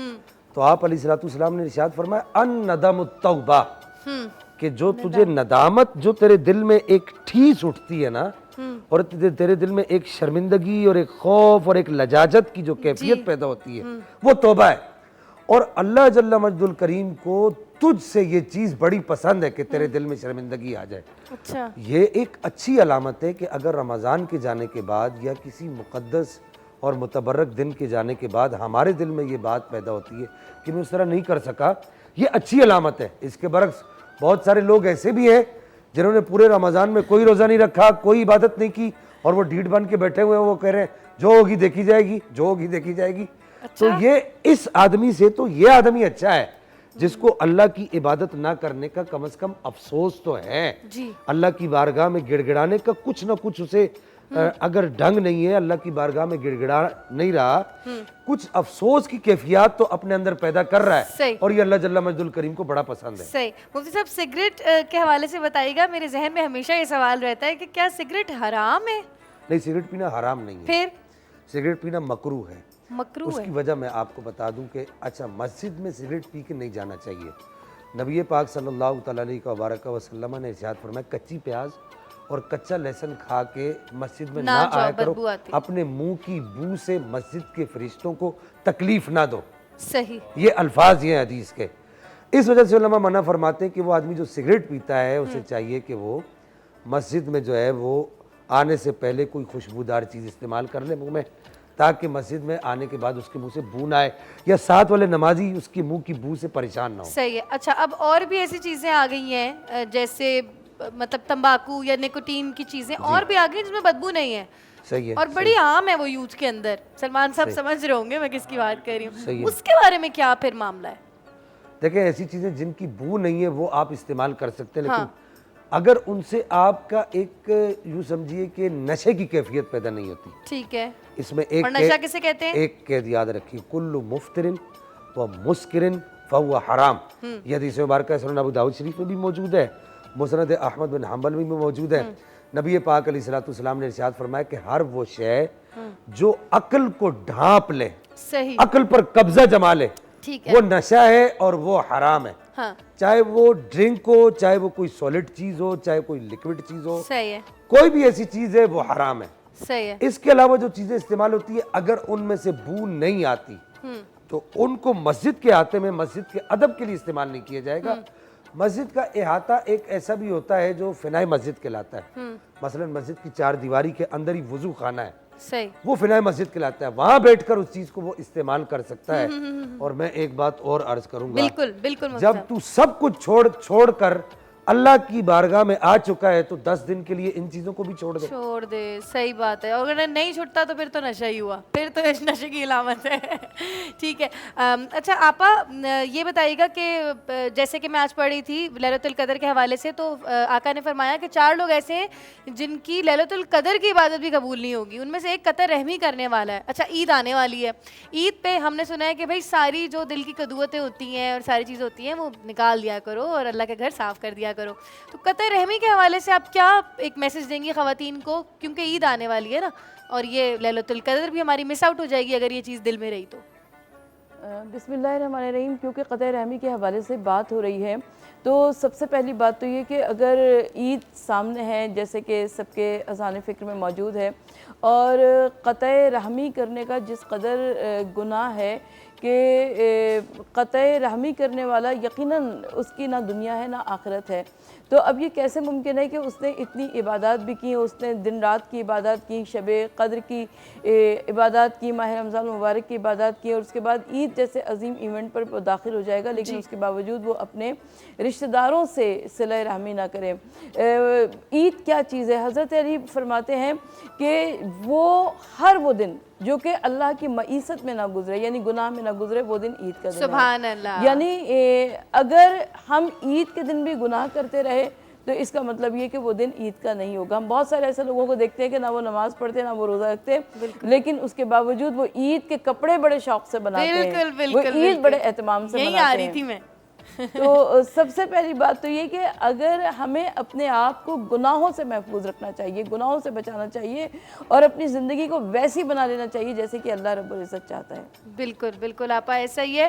اور بہت خوبصورت بات آپا نے فرمائی کہ ہر وہ دن جس میں ایک مومن گناہ نہ کرے وہ عید ہی ہے. اچھا بات عید پہ آ ہی گئی ہے تو عید کے حوالے سے مزید بھی گفتگو کریں گے ثروت آپا سے. چھوٹی سی بریک پہ جاتے ہیں, واپس آئیں گے برکت رمضان میں.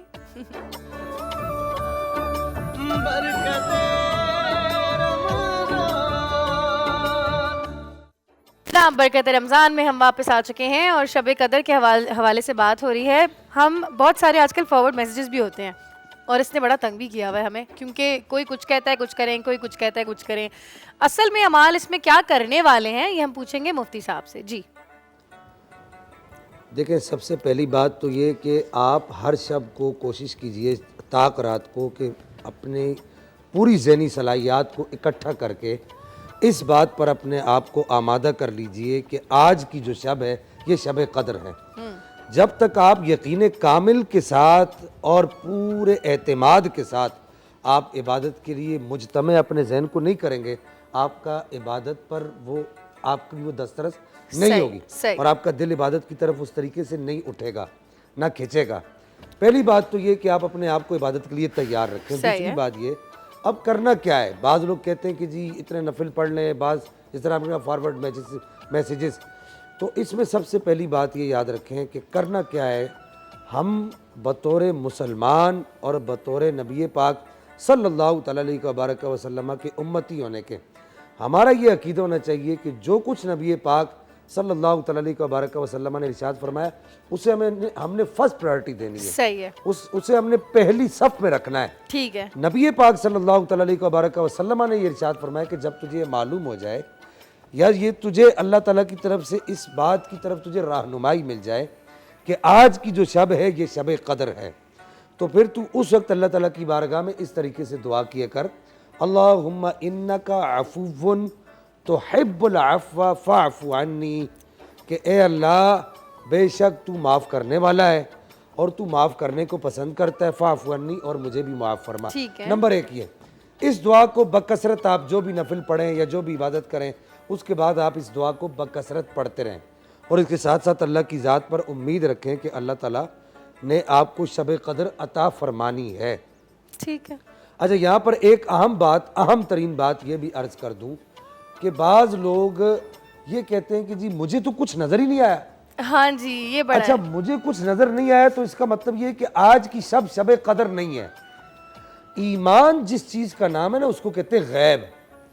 آپ کو نظر آئے یا نہ آئے, آپ اللہ کی رحمت پر امید رکھ کر عبادت کرتے چلے جائیں. مگر مفتی صاحب کچھ لوگ یہ بھی کہتے ہیں کہ جی کچھ نظر آیا. میں نے بڑے لوگوں کے واقعے سنے ہیں کہ ہمیں ایک دم سے سفیدی ہو گئی. دیکھیں, اگر کچھ لوگوں کو نظر آتا ہے تو وہ اللہ تعالیٰ کا ان پر ایک خاص کرم ہے. اللہ تعالیٰ نے ان پر اس چیز کو ظاہر کر دیا. کچھ لوگوں کو سفیدی نظر آتی ہے, کچھ لوگوں کو سبزہ نظر آتا ہے, کچھ لوگوں کو سرخی بھی نظر آتی ہے. یہ سب قدرت کی نشانی ہے. یہ جو 3 رنگ ہے نا, سفیدی, سرخی اور سبزہ, ٹھیک ہے, اور بعض لوگوں کو گولڈن کلر بھی نظر آتا ہے, تو وہ ایک علیحدہ چیزیں ہیں. لیکن اگر نظر نہیں آتا تو اس کا مطلب یہ نہیں کہ آپ عبادت کرنا چھوڑ دیں اور آپ یہ کہیں کہ جی شب قدر تو مجھے ملی ہی نہیں. اصل ایمان وہ کامل ہے, اور اللہ کے ہاں اصل ایمان اس کی قدر ہے جو غیب پر ایمان رکھا جائے, نظر نہ آئے پھر بھی بندہ اس کو مانے کہ جی ٹھیک ہے میں اللہ کی عبادت کر رہا ہوں. وہ جانتا ہے. نبی پاک علیہ السلام نے نہ نظر آنے اور نظر آنے کے فرق کو یوں ارشاد فرمایا. آپ علیہ السلام نے ارشاد فرمایا, طوبیٰ من رآنی, اس آدمی کو خوشخبری ہو جس نے مجھے دیکھا, وآمن بی, اور مجھ پر ایمان لایا. وطوبیٰ سبع مرۃ لمن لم رآنی وآمن بی, اور اس آدمی کو میری طرف سے 7 مرتبہ خوشخبری ہو جس نے مجھے نہیں دیکھا اور بن دیکھے مجھ پر ایمان لایا. سبحان اللہ, سبحان اللہ. تو آپ کو دیکھنا لازمی نہیں ہے, آپ نے بس اللہ تعالیٰ کی عبادت کرنی ہے. ٹھیک ہے. اس کے بعد آخری بات کر دوں کہ کوشش کیجئے کہ اپنی قضا نمازیں ادا کریں. بالکل. آپ جب لیلۃ القدر کی عبادت کرنے کے لیے اکٹھے ہونا, اپنے ذہن کو مجتمع کر لیں, آمادہ کر لیں اس بات پہ, تو پھر قضا نمازوں کی طرف آپ اپنا زیادہ رجحان لے کر جائیں. یہ میں بباغ دہل یہ بات کر دوں, شرع شریف یہ کہتی ہے جس آدمی کی نمازیں اس کے ذمہ قضا باقی ہیں اس کا کوئی نفل قبول نہیں ہوگا. اللہ اکبر, اللہ اکبر. واقعی اللہ تعالیٰ ہمیں اپنی قضا نمازیں پوری کرنے کی بھی توفیق عطا فرمائے, ہے نا آپا. میں نے اپنی زندگی میں ان لوگوں کو بھی دیکھا ہے جو کہ اپنی ہر نماز کے سے پہلے اپنی قضا نماز ادا کرتے ہیں. آپا لیلۃ القدر کے حوالے سے بات ہو رہی ہے, آخری عشرہ چل رہا ہے, عید کی تیاریاں بھی ہم لوگ اسی عشرے میں کرتے ہیں. شریعت کی طرف سے کیا حکم ہے, عید کی تیاریوں میں کیا کیا چیزیں شامل ہیں؟ اچھا, عید کی تیاریوں میں سب سے پہلی بات ہے کہ میں نے مولا متقیان کا وہ قول آپ کے سامنے دہرایا کہ ہر عید وہ دن عید کا دن اس میں انسان نے گناہ کا ارتکاب نہ کیا ہو. تو سب سے پہلی بات تو یہ کہ کوئی عید اچانک تو آئی نہیں ہے. ہم کو پتہ ہے کہ 30 دن کے روزے ہوں گے, روزے کے بعد عید آئے گی, شوال کا مہینہ شروع ہوگا, رجب سے ہی پتہ ہے کہ اب رجب سے معاملہ پتہ شروع ہے. مجھے حیرانی یہ ہوتی ہے کہ لوگ بازاروں میں پھر رہے ہوتے ہیں, نمازوں کا وقت گزر رہا ہوتا ہے, اذان کا وقت, اذانیں ہو رہی ہوتی ہیں, ان کو کوئی فکر ہی نہیں ہوتی, اور نہ جانے وہ بازار کی دوستی جو ہے وہ کس قدر انسان کو غافل کر دیتی ہے, ان کے ذہن کو کس قدر پریشان کر دیتی ہے کہ وہ ان کو احساس ہی نہیں ہوتا ہے کہ یہ کتنے, جس طرح انسان کے ہاتھوں سے ریت پھسل رہی ہوتی ہے نا, اس طریقے سے اس کا یہ قیمتی وقت گزر رہا ہے. اور سب سے بڑی بات یہ کہ عید کی تیاریوں میں نہ اچھا کھانے پر کوئی پابندی ہے, نہ اچھا پہننے پر کوئی پابندی ہے, کسی چیز پہ کوئی پابندی نہیں, لیکن اپنی حدود میں رہ کر کیجئے. آپ اپنے ساتھ غریبوں کا بھی خیال کیجئے, ان کے ساتھ بھی حسن سلوک کیجئے, اور اس کے ساتھ میں اپنے واجبات کو ادا کرتے ہوئے آپ اپنی خوشیاں منائیے, اور ایسے خوشیاں منائیے کہ اس میں کوئی گناہ کا کام نہ ہو. بالکل آپا. اچھا, ہم عموماً عید کے دنوں میں دعوتیں بھی ہو رہی ہوتی ہیں, اور جب کھانا کھلانے کی بات آتی ہے تو میرے ذہن میں ہمیشہ ایک سوال اٹھتا ہے کہ کھانا کھلانا اللہ کو ان اعمال میں سے ہے جو اللہ تعالیٰ کو سب سے زیادہ پسند ہے نا, اور یہ ہمارے ہاشمی خاندان کا بھی یہی سلسلہ رہا تھا. تو کھانا صرف بھوکوں کو کھلانا یا اپنے اہل و عیال اور رشتہ داروں کو بلا کے کھلانا, اس کا کیا اجر و ثواب ہے؟ دیکھیے, حق اقربا کا بہت زیادہ حقوق ہوا کرتے ہیں, اپنے رشتہ داروں کے, اپنے دوستوں کے بہت زیادہ حقوق ہوا کرتے ہیں, اور کھانا کھلانے کا جو اجر و ثواب ہے, حضرت علی ابن ابی طالب علیہ السلام نے ان کے ایک صحابی تھے عثمان بن حنیف, جو کہ بصرے کے گورنر منتخب ہوئے, اور وہ وہاں پر گئے, تو وہاں پر بصرے کے اشراف نے, معززین نے ان کی ایک دعوت کی, تو عثمان بن حنیف اس دعوت میں تشریف لے گئے. اچھا, مولا کائنات شیر خدا کا دستور عمل, نظام حکومت کچھ ایسا تھا کہ اگر ان کے عامل نے, یعنی ان کے گورنر نے اگر بصرے میں کسی دعوت میں شرکت کی تو کوفے میں مولا کائنات علی ابن ابی طالب علیہ السلام کو خبر ہو جاتی تھی. یہاں تو لوگ خودکشیاں کر رہے ہوتے ہیں لیکن حکام بالا کو خبر نہیں ہوتی, حکمرانوں کو علم ہی نہیں ہوتا. تو سب سے پہلی بات تو یہ کہ جب عثمان بن حنیف نے وہاں پر اس دعوت میں شرکت کی تو مولا کائنات حضرت علی ابن ابی طالب علیہ السلام نے جو چند نکات ان کو ایک خط لکھا اس میں بیان فرمایا, میں چاہتی ہوں کہ اس کو آپ کی سماعتوں کے واسطے نظر کر دوں. ضرور. عثمان بن حنیف کو مولا کائنات نے خط لکھا, اور اس میں مولا کائنات نے کہا کہ عثمان بن حنیف, میں نے یہ سنا ہے کہ تم بڑی تیزی کے ساتھ دوڑتے ہوئے ایک ایسی دعوت میں گئے ہو جو کہ طبقہ اشرافیہ کی دعوت تھی. یعنی ہمارے یہاں دعوتوں میں کچھ ایسا ہو جاتا ہے کہ جی غریبوں کا داخلہ ممنوع ہوتا ہے, امیروں کا داخلہ اس کے اندر کھلے ہوئے ہوتے ہیں. یہاں مجھے ولیمہ یاد آتا ہے. بالکل. تو سب سے بڑی بات مولا کائنات فرماتے ہیں کہ اچھا, اب یہاں پر بھی پرابلم یہ ہے کہ جو پیشہ ور مستحقین ہیں, انہوں نے پیشہ ور فقیر جو انہوں نے مستحقین کا حق مار لیا ہے, اور جو مستحقین حقیقتاً ہوا کرتے ہیں وہ کسی امیر کی جانب دیکھتے ہی نہیں, نہ اس کے دسترخوان کی جانب دیکھتے, نہ اس کے گھر کی جانب جاتے ہیں, نہ اس کے مال کو دیکھتے, نہ اس کی دولت کو دیکھتے, اور جو پیشہ ور افراد ہوتے ہیں وہ مستحقین کا حق مار لیا کرتے ہیں. تو مولا کائنات فرماتے ہیں کہ پہلی بات تو یہ کہ علی کا نمائندہ ایک ایسی دعوت میں گیا کہ جو صرف اور صرف طبقاتی دعوت تھی, یعنی امیروں کے واسطے تھی, غریبوں کے واسطے نہیں تھی. جبکہ مولا کائنات اپنے آپ کو بوتراب فرماتے ہیں کہ میں بوترابی ہوں. مولا کائنات جو کی روٹی کو زانوں کے زور سے توڑتے ہیں اور خشک روٹی کو پانی میں بھگو کر کھاتے ہیں. مولا کائنات علی ابن ابی طالب علیہ السلام فرماتے ہیں کہ اچھا, اگر تم اشراف عرب کی دعوت میں گئے تو کیا تمہیں یقین تھا کہ وہاں پر جتنے بھی کھانے تھے وہ تمام کے تمام رزق حلال سے بنے ہوئے تھے؟ دیکھیں یہ بہت اہم نقطہ ہے، اس لیے کہ میں اور آپ ہمیں جہاں پہ دسترخوان لگتا ہے ہم بیٹھ کے کھا لیا کرتے ہیں، ہم کبھی سوچتے ہی نہیں کہ یہ کھانا حرام ہے یا حلال ہے، یا نمازی کے ہاتھ کا بھی نمازی کے ہاتھ کا ہے کھانا یا نہیں کھانا ہے. لیکن مولا کائنات فرماتے ہیں، اور اس کے علاوہ علی ابن ابی طالب علیہ السلام فرماتے ہیں کہ مجھے معلوم ہے کہ تم علی جیسی زندگی نہیں گزار سکتے. تم میں سے کون ایسا ہے کہ جو کہ یہ دعویٰ کرے کہ وہ علی جیسا لیونگ اسٹائل گزار سکتا ہے؟ صحیح. لیکن کیا تم علی کی مدد بھی نہیں کر سکتے؟ مولا کائنات کی مدد کرنا یہ ہے. مولا کائنات خود فرماتے ہیں کہ تقوی اختیار کرو، گناہوں سے ڈرتے رہو، یہ علی کی مدد کرنے کے برابر ہے.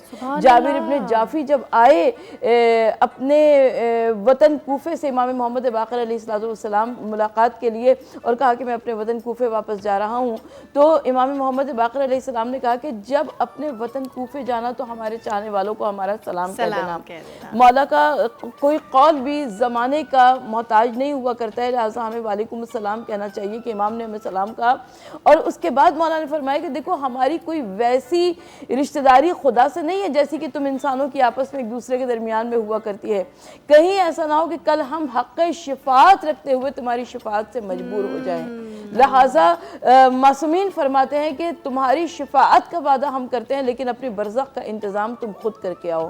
برزخ کے عذاب کو، برزخ کی مشکلات کو، برزخ کی منزلوں کو اگر ہم بھولے ہوئے ہیں تو یہ ہماری بہت بڑی غلطی ہے. برزخ کا پورا جو معاملہ ہے ہمارا، اس کے اوپر ہم پوری نشریات کریں گے آپ، اور اس سے ہم بڑا کچھ سیکھیں گے کہ انسان کے مرنے کے بعد جب روح جسم سے نکل جاتی ہے تو پھر اس کے ساتھ کیا کیا چیزیں پیش آتی ہیں اور پھر برزخ کے تک وہ کیسے پہنچتا ہے. اچھا سلمان صاحب، آپ سے گزارش ہے کہ جو ہے وہ نذرانہ عقیدت پیش کر دیجیے آقا پاک صلی اللہ علیہ وسلم کے لیے. بسم اللہ کیجیے.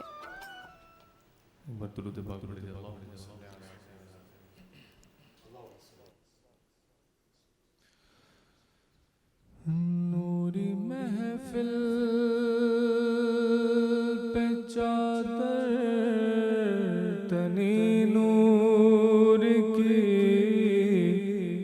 نور پھیلا ہوا آج کی رات ہے. چاندنی میں ہے ڈوبے ہوئے دو جہاں، کون جلوہ نما آج کی رات ہے، کون جلوہ نما آج کی رات ہے. فرش پر دھوم ہے، عرش پر دھوم ہے، بد نصیبی ہے اس کی جو محروم ہے. پھر ملے گی یہ شب کسی کو معلوم ہے. عام لطف خدا آج کی رات ہے، عام لطف خدا آج کی رات ہے. ابر رحمت ہے محفل پہ چھائے ہوئے، آسمان سے ملائک ہیں آئے ہوئے. خود محمد ہے تشریف لائے ہوئے، خود محمد ہے تشریف لائے ہوئے. کس قدر جاں فضا آج کی رات ہے. اور مانگ لو چشم تر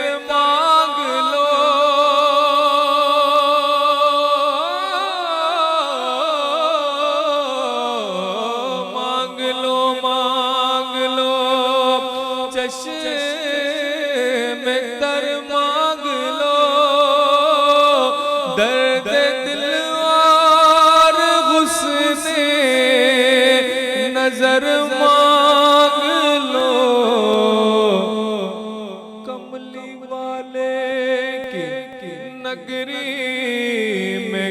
मांग लो कमली वाले की नगरी में घर मांग लो, मांगने का मजा जिकी रात है, मांगने का मजा जिकी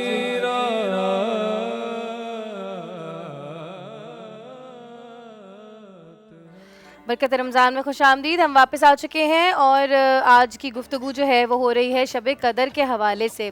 जैसे कि मुफ्ती साहब ने फरमाया कि हम में से बहुत लोग ऐसे भी होते हैं जो कि तको दो ही नहीं करते शब कदर को पाने के लिए। मुफ्ती साहब उनके हवाले से क्या इरशाद है? कुरान मजीद अल फुरकान अल हमीद में जिन चीज़ों की अहमियत को अल्लाह ताला ने उजागर किया है, मसलन अल्लाह ताला ने नमाज की अहमियत को उजागर किया है और सैकड़ों मरतबा अल्लाह ताला ने नमाज का तज़किरा फरमाया। बाज़ तहकीकात के मुताबिक कुरान पाक में 500 से ज़ायद मरतबा अल्लाह ताला ने नमाज का तज़किरा फरमाया।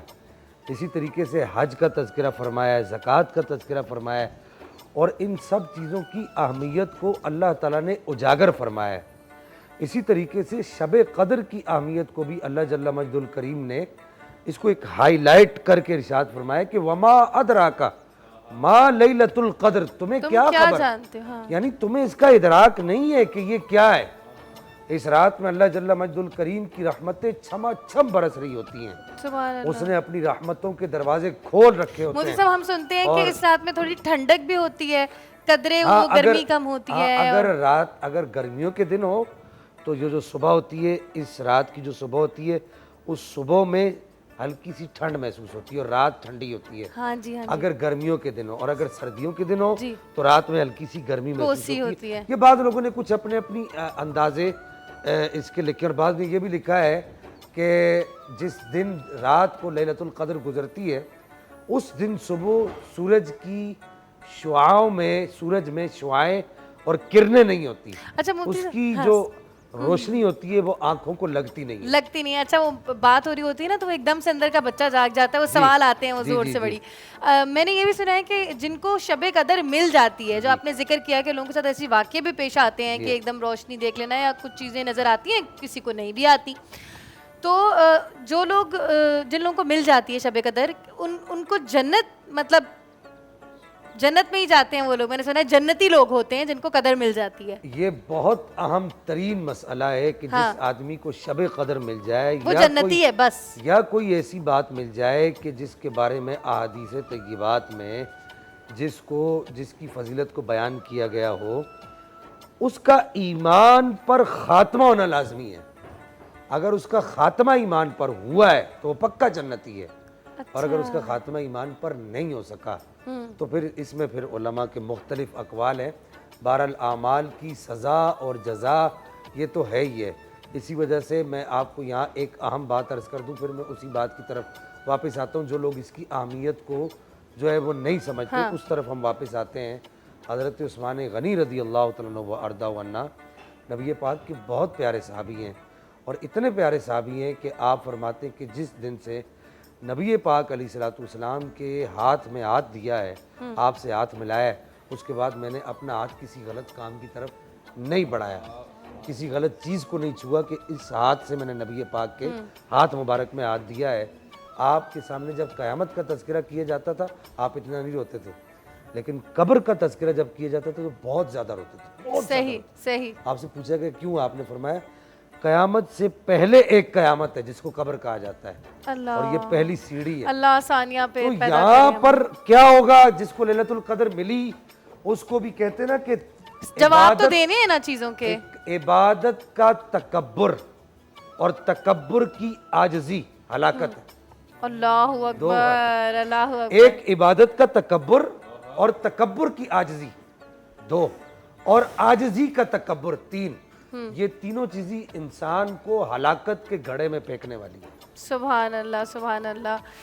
छोटी सी ब्रेक पे जाते हैं, वापस आएंगे बरकत रमज़ान में और लैलतुल कद्र के ऊपर अपनी गुफ्तगू को जारी रखेंगे।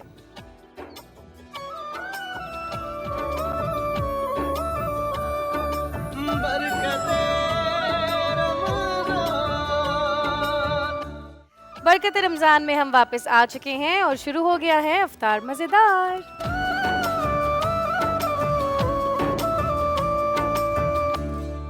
शेफ़ समरीन क्या बना रही हैं आज हमारे लिए? आज हमने सोचा कि आप लोग खाते हैं हमेशा पिज़्ज़ा फ्राइज़ सब बनाते हैं, हमने सोचा थोड़ा सा इसको चेंज करें और आज हम आपको खिलाएं पास्ता फ्राइज़। ज़बरदस्त, ये कैसे बनाने वाले हैं? ये हम बड़े ही आसान तरीके से, आपको पता है हमारी रेसिपीज़ जो होती हैं बड़ी क्विक होती हैं और इजी होती हैं, तो हम अपने रूल को फॉलो करते हुए हम उसी तरफ जाएंगे। आसान सी रेसिपी, फ्राइज़ मैंने बनाने रख दिए थे, बहुत आसान होते हैं फ्राइज़ बनाना, सबको आते हैं, बट यहाँ थोड़े से मैंने बचाए थे दिखाने के लिए। आलू काटने के बाद मैंने उसमें थोड़ा सा कॉर्नफ्लावर लगाया था, कॉर्नफ्लावर लगा के उसको अच्छे तरीके से इस तरह मिक्स करें और मिक्स करने के बाद देखिए इसमें नीचे एक्स्ट्रा कॉर्नफ्लावर मौजूद है, तो आप ये जो आपका स्पाइडर होता है ये ले लें या कोई भी छन्नी लें और उस छन्नी में रखने के बाद उसको छान लें ताकि एक्सेस कॉर्नफ्लावर उसमें निकल आए और फिर आप इसको रख दें फ्राई करने के लिए। ये तो हो गया हमारा फर्स्ट स्टेप। सेकेंड स्टेप में हमने क्या करना है कि कोई भी फ्राइंग पैन ले लें और उस फ्राइंग पैन में आपने थोड़ा सा, बिल्कुल थोड़ा सा आपने डालना है कश्मीर कुकिंग ऑयल, बहुत थोड़ा सा डालना है, हार्डली 1 टीस्पून समझ लें, क्योंकि बाकी इसमें हमारे पास सॉसेस जाने वाले हैं और हर चीज़ को हम अलग अलग कर रहे हैं, तो इसलिए इसमें सबसे पहले हम लेंगे, हमने लिए तकरीबन आधा किलो आलू। ठीक है जी, आधा किलो आलू हैं, ये हमने इसमें डाले। बिस्मिल्लाह, आपने कट कर लिए हैं छोटी छोटी, बिल्कुल बॉइल्ड हैं ये, पीसी नहीं जी है। जी हाँ। बिल्कुल बिल्कुल आराम से आप इसको किसी भी शेप में कर लें क्योंकि ये तो मिक्स ही हो जाने हैं ना इसके अंदर। ठीक है जी, आपने आलू डाले, आधा किलो आलू, उसको हमने क्यूब शक्ल में काट लिया है। उसके बाद हम इसमें डाल रहे हैं सोया सॉस, अच्छी खासी सोया सॉस जाएगी, तकरीबन 2 टेबल स्पून। सही है। ठीक है जी, उसके बाद हमारे पास जाएगी यहाँ से चिली सॉस, ये तकरीबन जाएगी, ये भी वैसे तो 2 टेबल स्पून है, कम ज़्यादा आप लोग इसको कर सकते हैं। ठीक है जी, इसके साथ हमने डालना है इसमें 1 टीस्पून सॉल्ट। अच्छा, सॉल्ट थोड़ा डालना है, बहुत मज़ा आ रहा है सलमान को देख के। मुझे भी गिफ्ट मिले हैं समरीन की तरफ से। आज सबको गिफ्ट मिले सबको माशाल्लाह, Thank you. हमारी शेफ ने गिफ्ट दिया सबको। ये हमारे Thank you गिफ्ट जी। रखे हैं। और बहुत अच्छी इन्होंने आदत डाल दी हमें अच्छा खाना खाने की, ये खराब आदत डाल दी क्यों इन्होंने। सलमान, आपको पहले आदत नहीं थी? आप क्यों चाह रहे हैं कि आपके साथ घर जाके आज हो जाए?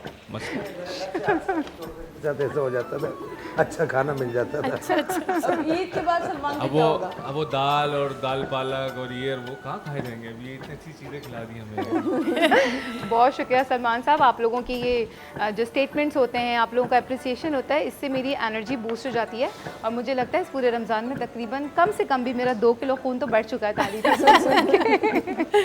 अच्छा जी, यहाँ अच्छा पे जी। हमारे बॉइल्ड पोटैटोज भी बन चुके हैं और बाकी फ्राइज अच्छा। भी तकरीबन फ्राई हो जी, चुके हैं। अच्छा, इसमें हमने क्या किया था जब हम बात कर रहे थे, तो मैंने इसमें सॉल्ट के बाद इसमें मैंने काली मिर्च डाली है, half tea spoon chicken powder और थोड़ी सी, बिल्कुल थोड़ी सी, हाफ टी स्पून हमने इसमें शुगर ऐड करनी है। ठीक है, शुगर हम क्यों डालते हैं कि जब ये शुगर इसमें अभी मेल्ट होगी, ये कैरेमलाइज होगी, आलू के साथ मिक्स होगी, तो एक बहुत ही यमी सा इसका फ्लेवर आ जाएगा। बिल्कुल जी हो जाएगा। अच्छा, अब इसमें हमने क्या करना है, एक आप जिस चीज़ में आपको एक बड़ी कोई भी देगची ले लें, वॉक ले लें, पतीली ले लें, जो भी आपके पास अवेलेबल है। ये जब तक बन रहा है मैं आपको इसका नेक्स्ट स्टेप बताती हूँ, वो हम यहाँ रख के कर लेते हैं ताकि ये सबको नज़र आ जाए। बिल्कुल ठीक है जी, ये हटा लेते हैं और ये हमारे पास रखी हुई है मैक्रोनीज़। अच्छा, किचन में खड़े होकर ऐसे कौन करता है? जब भी कोई किचन में आता है ना, हाथ गंदे होते हैं, तो यार मेरी आस्तीन ने तो ज़रा फोल्ड कर दो। नहीं, हम पहले से फोल्ड करके काम शुरू करते हैं। मुझे अच्छा जी। अमूमन हाथ गंदे करने के बाद ख्याल आता है कि आस्तीनें भी फोल्ड करनी थी। अच्छा, वो कभी कभी हो जाता है। अच्छा जी, ये हमने क्या करना है, इसमें हम थोड़ा सा जैसे बिरयानी में लेयर लगाते हैं ना, हम इसलिए करें। अच्छा, ये 1 पैकेट लेना है, मैंने यहाँ इस वक्त 3 पैकेट लिए क्योंकि हमारे पास माशाल्लाह आवाम हमारे ज़्यादा पास है। एक पूरी झंझ है, एक झंझाल पूरा है, पंजाबी में कहते हैं। ठीक है जी, सब इंतजार में रहते हैं शेफ के खाने के। अच्छा, और ये नहीं कि सिर्फ शेफ बनाती हैं, नीचे पीसीआर में भी जबरदस्त खाना बन रहा होता है और अफ्तारी बन रही होती है और वो मर्द बना रहे होते हैं और अच्छा। मर्दों के हाथ में बड़ा जायका है। समीन, उस दिन मैंने खाया, क्या मतलब सैंडविचेस थे अकेले खाया और लस्सी आपने? मैंने पी इफ्तार के टाइम में। ओए होए होए। वाह भाई, वो कौन बना रहा होता है जरा, ये तो आज पता चला 23 दिन गुजरने के बाद। वो हम वो भी मैंने खाना पकड़ चाहेंगे। लिया था। अच्छा जी, छापा मारा था ओह। मैंने। बस तो फिर आज दुआ चलते हैं दोनों नीचे। आज हम समीन को भी खिलाएंगे। ज़रूर। अच्छा जी, हमने ये मैक्रोनीज़ को क्या किया था, 1 पैकेट पैसे लेना है आपने, लेकिन मैंने यहाँ 3 पैकेट पैकेट्स लिए हुए हैं। इसको बॉईल के वही नमक डालकर, अच्छा ऑयल मैं बॉईल करते वक्त नहीं डालती, जब मैं इसको स्ट्रेन आउट करती हूँ, छानती हूँ, तब मैं ऑयल लगाती हूँ। तो ये देखें कितने बिखरे बिखरे हैं, चिपके हुए नहीं हैं। अभी हमारे आलू बन गए, ये आलू आपने स्ट्रेट अवे इसमें डाल देने हैं। बिस्मिल्लाह। ठीक है जी, डरे नहीं, दुआ इंशाल्लाह सब खैर रहेगी। नहीं नहीं, मैं बहुत छींटे मार चुकी हूँ अपने। अच्छा। हर जगह मुझे निशान है हाथों के ऊपर ऑयल के। अच्छा ओके। अच्छा एक चीज़ बता दूँ, जब ये फ्राइज़ बना रहे होते हैं ना, डालने के बाद इसको फ़ौरन आपने नहीं छेड़ना, थोड़ी देर आपने इसको एज इट इज़ छोड़ देना है ताकि ये क्रिस्पी बने। हाँ जी, अगर आप बार बार Steam चमचा रह चलाते जाएगी हैं और नरम हो जाएंगे आलू। एग्जैक्टली। अच्छा फिर हम इसमें रिपीट करेंगे, थोड़ा सा इसमें हम लेंगे वही 1 टेबल स्पून के करीब। अच्छा ऑयल क्योंकि हमने हर स्टेप पे डालना है तो बहुत थोड़ा डालेंगे। अभी फिर मैंने तकरीबन 2 टीस्पून कह लें या 1 टेबल स्पून, 1 टेबल स्पून में 3 टीस्पून होते हैं। सही है। ठीक है जी। और ये हमने ली है बॉइल्ड एंड श्रेडेड चिकन। सही। ठीक है, ये है तकरीबन आधा किलो। अच्छा बहुत आपने ज़्यादा नहीं बन जाएगा माशाल्लाह? माशाल्लाह हमारे पास आवाम ज़्यादा है ना। हाँ जी हाँ जी। अच्छा आपने जब घर में बनाना है तो 1 पाव चिकन 1 पैकेट के हिसाब से, 1 पास्ता सही का है, पैकेट 1 पाव सही है। चिकन, वही चीज़ें हम रिपीट करेंगे इसमें। अच्छा इसमें चिकन में ऑलरेडी नमक है, बॉईल करते तो टाइम हम डाला कम था डालेंगे। बहुत थोड़ा सा, ताकि अभी इसका टेस्ट जो है वो थोड़ा सा डेवलप हो जाए। नमक, काली मिर्च, काली मिर्च भी थोड़ी जा रही है, देन चीनी। जी बिल्कुल, चीनी इसमें भी जाएगी, ये और कैरेमलाइज chicken होके बहुत थोड़ी सी जाएगी। हाँ ये ना 1 आप लोग टीस्पून। मीठी बना लें, आपको चीनी थोड़ी पता ही डालनी नहीं है चीनी। चलेगी।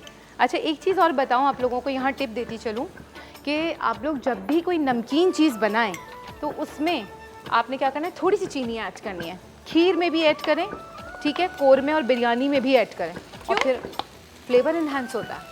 अच्छा हाँ, ये चाइनीज़ लोग भी शहद डालते हैं, बाकी थोड़ा सा। अच्छा इसमें भी हमने अच्छा खासा तकरीबन 3 टेबल स्पून हमने सोया सॉस डाला है और 2 टीस्पून हमने ये डाला है चिली सॉस। ठीक है जी, इसको भी हम इसी तरीके से मिक्स करेंगे। अच्छा उसके साथ मैंने क्या किया है, यहाँ देखें दुआ, मैंने ना बॉइल्ड एग रखे हुए हैं, अगर आपको नजर आ रहे हो। जी, दे दूं? नहीं नहीं, ये तो एंड में ऊपर से जाएंगे ना, टॉपिंग अच्छा एंड में ऊपर जाएंगे। और ये क्या है? ये हमने क्या किया है, मैं इसी तरफ आई थी, ये ऑमलेट है।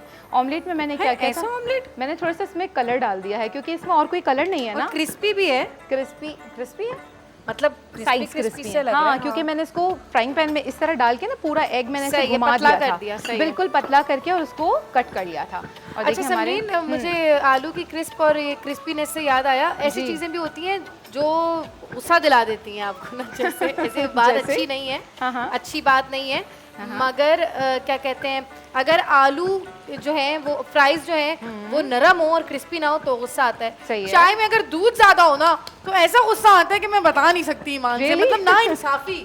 चाय और घुरी, ये क्या बात हुई? अब आपको कौन सी चीज़ जो है वो ऐसी है जो देख के गुस्सा आ जाता है अगर कोई ऐसा काम खराब कर दे खाने में? कौन सी चीज़? खाना तो मैं खुद ही पकाती हूँ, हाँ। इसलिए तो मुझे गुस्सा नहीं आता। हाय अल्लाह से। ठीक है गुस्सा ना? कम हो गया, सही। हाँ। और दूसरी बात ये कि ना अगर फ्रेंच फ्राइज क्रिस्पी नहीं हो तब तो वाकई अच्छा नहीं लगता है ना, फ्राइज हो और क्रिस्पी ना हो, ये आप लोग पराठा क्या- और कड़क ना हो, मेरे शोहर वाली बात। ये कैसा पराठा? मुझे एक बात बताइए कि आप लोग डायरेक्ट इनडायरेक्टली मुझे टॉन्ट कर रहे हैं कि समरीन फ्राइज क्रिस्पी होने नहीं, चाहिए। नहीं नहीं नहीं, बिल्कुल नहीं, हम आपके मजाक कर रही हमें हूँ, अफ्तारी मजाक नहीं कर रही करनी हूँ। आज।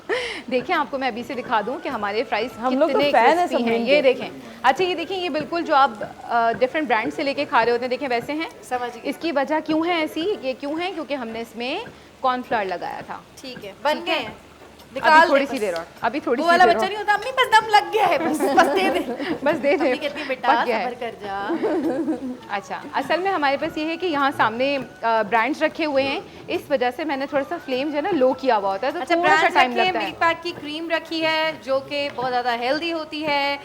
बच्चों को अगर आप चाहते हैं कि बच्चों के जिस्म में दूध जाए और ग़िज़ा बेहतरीन जाए तो आप लोग मिल्क पैक का दूध इस्तेमाल कर सकते हैं, बटर इस्तेमाल कर सकते हैं, मिल्क पैक की क्रीम इस्तेमाल कर सकते हैं।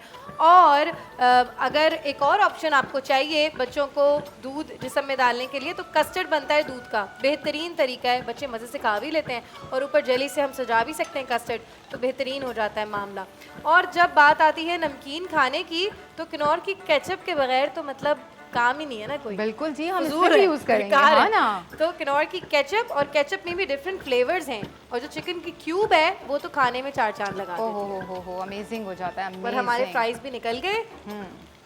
अच्छा एक चीज़ और मैं बताना भूल गई थी, ये जो हमारी मैक्रोनी है हमने इसमें कनौर का क्यूब जो है ना उसको बिल्कुल चूरा करके डाला हुआ है, मिक्स किया है। आई एम सॉरी, मैं बताना बिल्कुल आप लोगों अच्छा को भूल गई क्यूब को थी। भी हाँ चूरा करके तो डाल सकते हैं ना? बिल्कुल बिल्कुल बिल्कुल मैंने डाला, और थोड़ा सा मैं इसमें भी अभी ऐड करूँगी ना। सही है। मैं एक्चुअली हम बातें इतनी करते हैं ना दुआ, तो कुछ चीज़ें हमारे माइंड से निकल जाती हैं। अच्छा ये हो गई हमारी चिकन, ये भी हमने इसमें ऐड कर दी। ठीक है जी। और अब हमने क्या करना है कि हम इसमें डालेंगे कनौर चिकन क्यूब। ओए होए होए। अच्छा अब आप सोचेंगे कि ये कच्चा कैसे हम इसको खाएं, ये तो कच्चा है। देखें इसको एंड में ना क्या करते हैं हम, वैसे दम लगाएंगे? दम लगाते हैं, लेकिन एक चीज़ ये बता दूं, क्योंकि ये चीज़ें हमारे पास अभी बिल्कुल गरम गरम हैं, तो इसमें आपको उसकी ज़रूरत नहीं है दम की ना। अच्छा बिरयानी का दम खोलने के लिए भी एक बंदा स्पेशलिस्ट होता है ना घर में। अरे दम नहीं छेड़ना, मैं आऊँगा दम से बिरयानी मैं निकालूंगा, तो मैं मिक्स कर। लगाएगा नहीं वो, हाँ निकाले को उसको पता है लगाना मुश्किल है, सही बात है, निकालना आसान है। बिल्कुल बिल्कुल, तो आपने सही बात पकड़ी है वैसे। अच्छा जी, हमने इसमें कनौर का क्यूब डाल दिया। अच्छा हम प्राइस का सेकंड बैच डाल रहे हैं बनने के लिए। और बस इसको हम कंप्लीट करते हैं। ठीक है जी, आप लोग प्लीज़ ऐसा नहीं कीजिएगा, इसको अच्छी तरह से स्ट्रेन अब कर इसका लीजिएगा। क्या करें? बस कर रहे हैं, ऐसी खत्म। बेसब्री। ऐसी बस इसको मुकम्मल कर दें बस। तक का इंतजार करना है। चलो थोड़ा सा दिल wait को करना। आसरा तो हो जाएगा ना कि वो हाँ। बन गया। बन गया लेकिन समरीन रोजाना रोजेदारों का इम्तिहान लेती हैं। अच्छा एक सवाल मेरे जहन में आया है, बिल्कुल बताइए। वो ये मुकम्मल होने के बाद ही करूंगी मैं। चलें परफेक्ट, अभी सारी टेंशन इसके ऊपर है ना। राइट। अच्छा ये हो गया। अब हम इसमें जैसे मैंने कहा था ना बिरयानी में हम लेयर लगाते हैं, अब हम ये बची भी। अच्छा लेयरिंग क्यों की है हमने, क्योंकि दुआ हम खवातीन जो है ना वो कहते हैं ना सनफे नाजुक होती हैं, तो हमें मिक्सिंग में थोड़ा सा इशू आ जाता है। तो ये होता है कि जो इसकी सारी फिलिंग हाथ में है दर्द हो वो है इवनली मिक्स नहीं हो पाती। ठीक है, अच्छा मिक्स कर दिया, हाँ तो फायदा क्या हुआ? अभी रुक जाइए ना। सबरूक क्या समझती हैं, सब्रुन सबरूक जमीलुन। वो आपा वाली बात के इम्तहान है, राइट। इसको हम अच्छी तरह से मिक्स कर लेंगे, ताकि अब देखिए इस स्टेज पे जो आपने इसमें अभी on the spot cube add किया था, तो उसका फ्लेवर भी अच्छे तरीके से इसमें मिक्स हो जाएगा। अब निकल रही है ना शक्ल, है ना, अभी और निकलेगी, क्यों परेशान हो रही है दुआ, सब्र जाइए। ठीक है जी, ये हो गया। अब हम इसको करेंगे डिश आउट।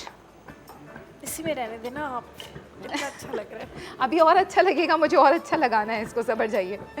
ठीक है, अच्छा जी, ये हम इसमें ऐड मैं करेंगे। मदद करा रही हूँ, बिल्कुल जी, करवाइए, आइए चीजें जगह पे रख रही हूँ। आ जाइए। ठीक है जी, इसको हम अच्छे से, इसमें हमने ये ऐड किया। अच्छा अब हम क्या करेंगे, ये जो छोटी सी हमारे ब्रेक पे जाना है समरीन। ब्रेक पे जाना है, बस ठीक है, जल्दी से कर लेते हैं, या आ जाएं ब्रेक से, मैं दिखाती भी जाती हूँ। अभी मत दिखाएगा, अभी शॉट नहीं बनाएगा, ब्रेक से ओके। वापस आएंगे और दिखाएंगे कि ओके। हमारी ये कैसी बनी है मैक्रोनी। जबरदस्त, वापस आ रहे हैं बरकते रमजान में।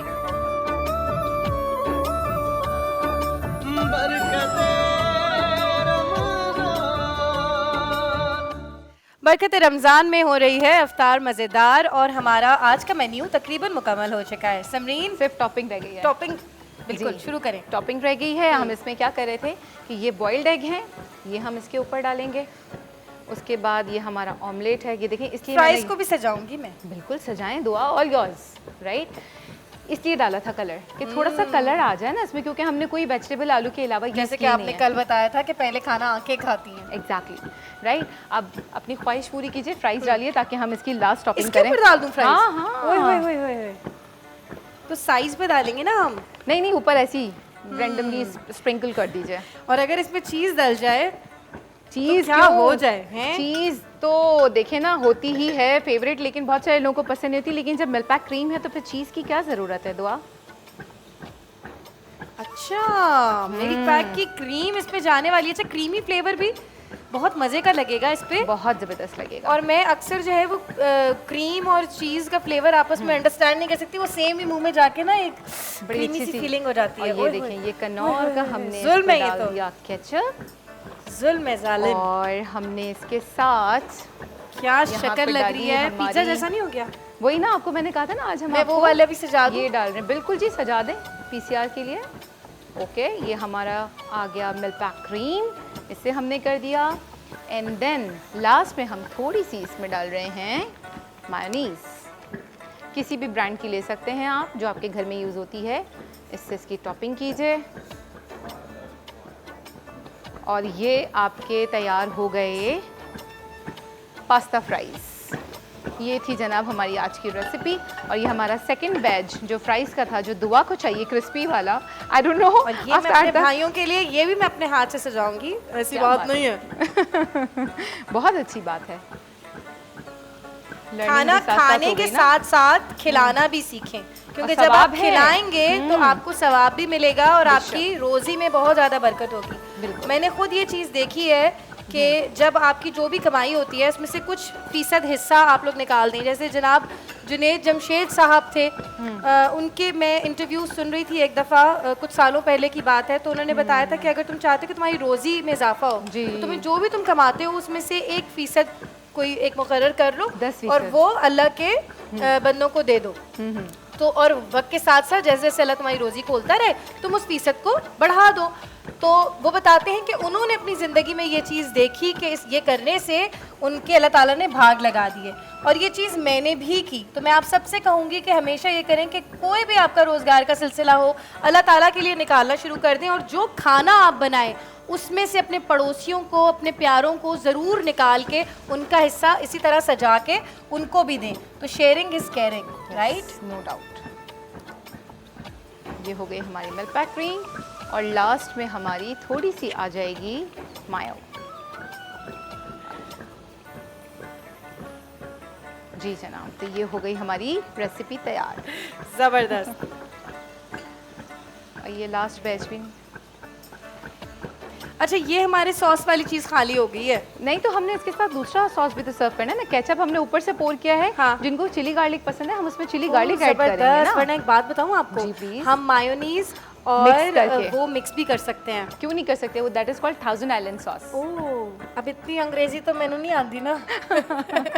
आप लोग मार्केट से जो लेते हैं बॉटल नहीं, मुझे पता है, मैं भी इनकी सारी अपनी जाहिर कर रही हूँ यहाँ पे। ब्यूटीफुल हसीन प्लेट्स लग रही हैं हमारी। वी आर ऑल डन अल्हम्दुलिल्लाह। और हम इसमें वो भी डाल देते हैं ना, क्या चीज़? ये वाला हमारी जो सॉस की खाली है, हम चिली गार्लिक का हमने कहा था, वो भी हम इसमें ऐड कर रहे हैं, जो इसके साथ हमारी सर्व होगी। ठीक है जी, क्योंकि फ्राइज़ उठाएं, इसमें डिप करें और एंजॉय करें। अब सब अपना अपना करें, मैं जा रही हूँ। Thank you so much chef Samreen. कल फिर एक मज़ेदार रेसिपी लेके आप हमारे पास आइएगा और हम जो हैं वो आपकी खाने में मदद करेंगे। अच्छा मुफ्ती साहब, बात हो रही थी, जैसे गुफ्तगू हो रही थी, सरवत आपा ने अभी एक वाक़या बता रही थी दरमियान में, जिसमें वो फरमा रही थी कि मौला अली करमल्ला वजह जो हैं वो सूखी रोटी खाया करते थे। उस हवाले से क्या हमें कोई मतलब फ़ायदा है अगर आज हम लोग भी सादा खाना खाएं और सादे खाने को तरजीह दें? देखिए जनाब मौला कायनात मौला अली करमल्लाहु तआला वजल करीम तो रूहानियत और कनाअत के आला तरीन दर्जे पर फाइज थे। अगर कोई ये सोचे कि मैं उनकी तरह हो जाऊं तो ये तो एक मैं समझता हूँ नामुमकिनात में से, बिल्कुल बिल्कुल मुश्किल भी नहीं बल्कि नामुमकिनात में से।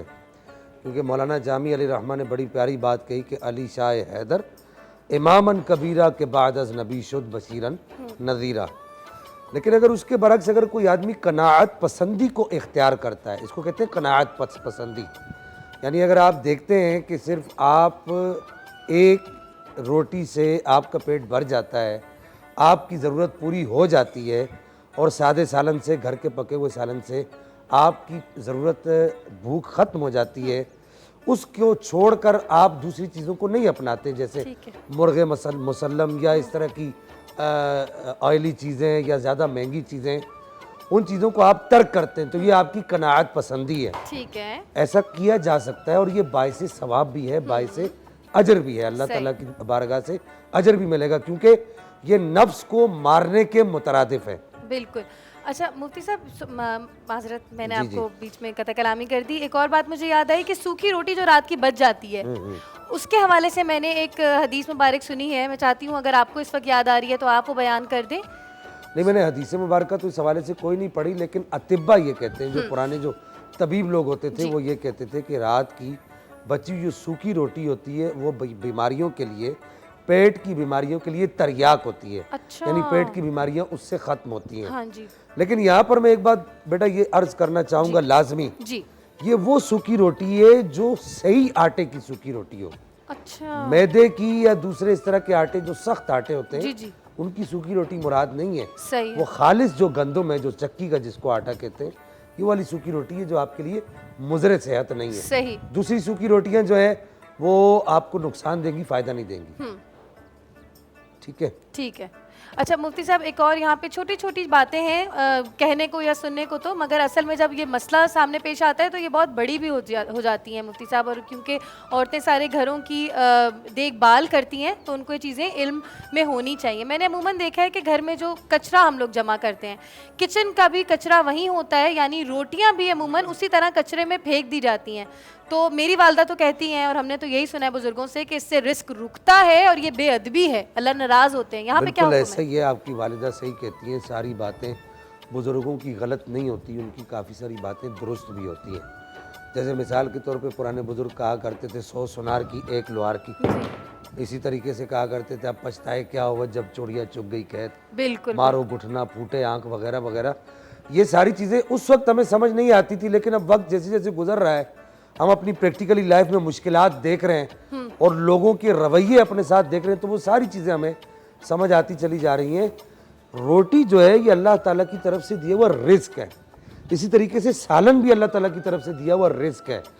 تو اس کا ہمیں احترام کرنا چاہیے، اس کو ایسی جگہ پر رکھنا چاہیے جہاں پر دیگر جو کچرا ہے وہ نہ ہو، اس کو ہم ادب سے رکھیں. اسی طرح ایک بات بہت معذرت کے ساتھ میں عرض کرنا چاہوں گا، میری مائیں بہنیں بچیاں اس کو بڑی توجہ سے سنیں کہ جو بچا ہوا سالن ہوتا ہے وہ ہم کچن کے سنک میں پھینک دیتے ہیں اللہ اکبر، اور وہ گٹر کے ذریعے سے وہ ندی نالوں میں وہ گندی جگہوں پر جاتا ہے. غور سے سنیں یہ یہ خواتین. بھی اللہ تعالیٰ کی ناراضگی کا سبب ہے بالکل کہ آپ نے اللہ کے رزق کو ندی نالوں کی اور گٹر کی ملکیت کر دی اور گٹر میں آپ نے اس کو بہا دیا.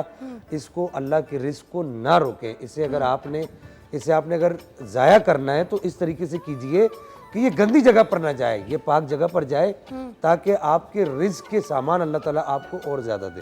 بالکل. اور یہاں پر ایک بات میں اور عرض کر دوں کہ جیسے پرانی عورتیں یہ کیا کرتی تھیں، وہ کھانا موقع پر موقع کا پکاتی تھی. بالکل. ہم تو فریج میں فریز کر دیں. فریج میں ہم کیا کرتے ہیں کہ وہ اوپر سے نیچے تک فریج بقرعید پہ بھی پورے ہفتے کی ڈشیں ایک ہی دن پکا لیتے ہیں ہوئے اور پھر وہ کھاتے رہتے ہیں. وہ آخر وہ باس مارتا ہے، خراب ہوتا ہے اور پھر وہ جو ہے وہ ندی نالوں کی گٹروں کی نظر ہوتا ہے اور اللہ تعالیٰ کی ناراضگی کا سبب بنتا ہے. موقع کا کھانا پکائیں، موقع پر ختم ہو جائے، یہ اچھا طریقہ ہے. بہت شکریہ مفتی صاحب، بہترین. ہمیں یہ ساری باتیں یاد رکھنی ہے تاکہ عید کے بعد بھی ہم اپنے معمولات میں ان ساری چیزوں کو شامل رکھیں. چھوٹی سی بریک پہ جاتے ہیں، واپس آئیں گے برکت رمضان میں.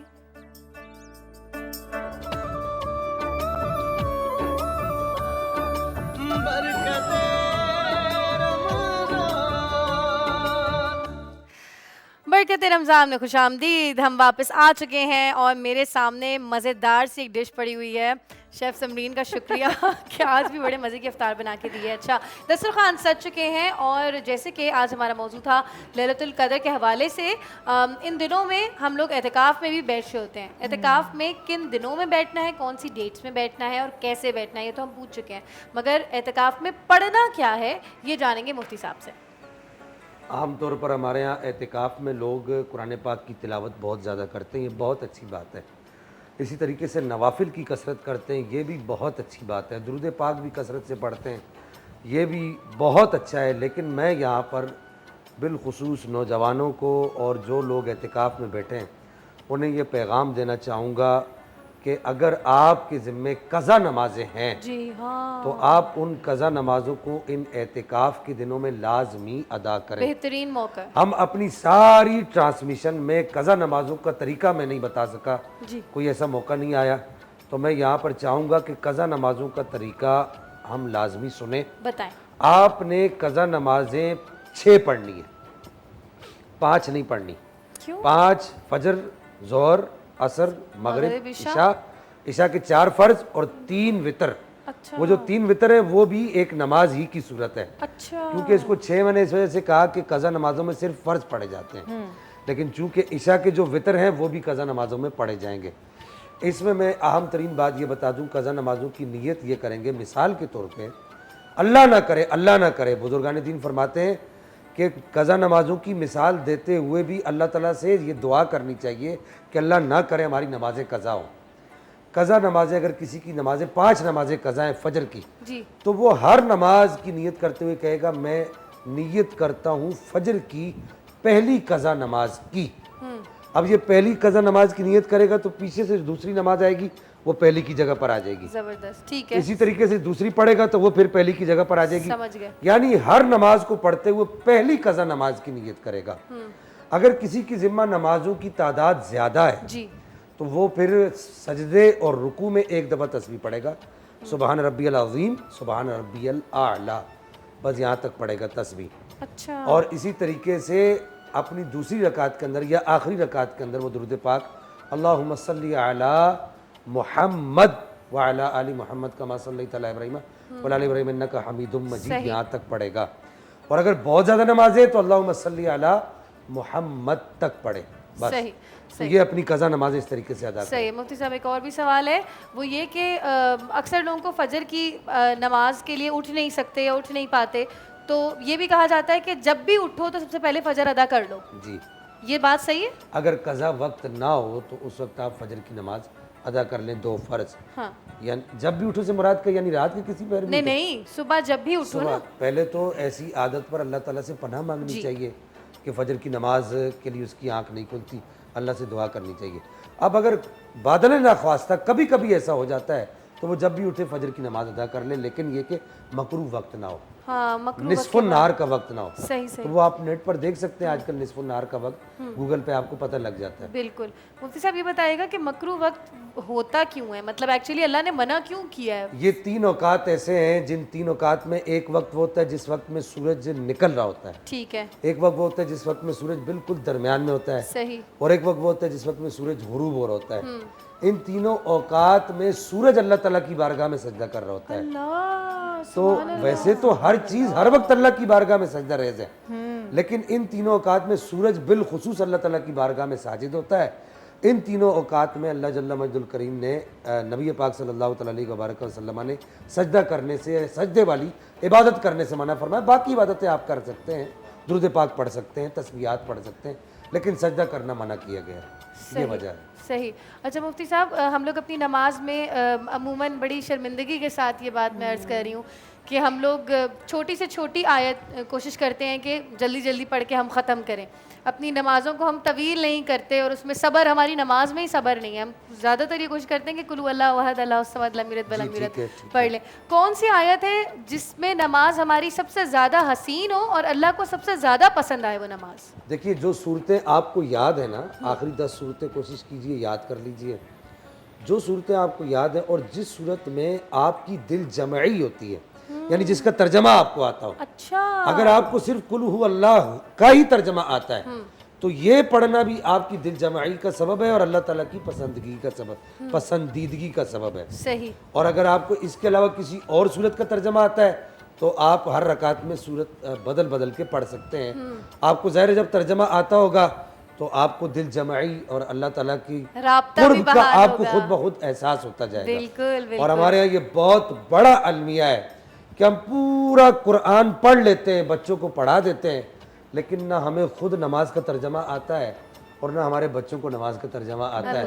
ہمیں یہ معلوم نہیں ہوتا کہ ہم اپنے رب سے کیا باتیں کر رہے ہیں۔ مولا کائنات فرماتے ہیں نا کہ جب میں چاہوں کہ میں اپنے رب سے باتیں کروں تو میں نماز پڑھنے لگ جاتا ہوں، اور جب یہ چاہتا ہوں کہ میرا رب مجھ سے باتیں کرے تو میں قرآن پڑھنے لگ جاتا ہوں۔ بہت شکریہ، بہت شکریہ، اتنی خوبصورت باتیں مفتی صاحب سمجھاتے ہیں ہمیں، دل چاہتا ہے وہ کہتے جائیں اور ہم سنتے جائیں۔ مفتی صاحب دعا فرما دیجیے گا، افطار کا وقت قریب آ رہا ہے۔ الحمدللہ رب العالمین والصلاة والسلام علی اشرف الانبیاء والمرسلین، اللہم صلی علی سیدنا و مولانا محمد بعدد کل داء و دواء وبارک وسلم یا رب العالمین یا ارحم الراحمین۔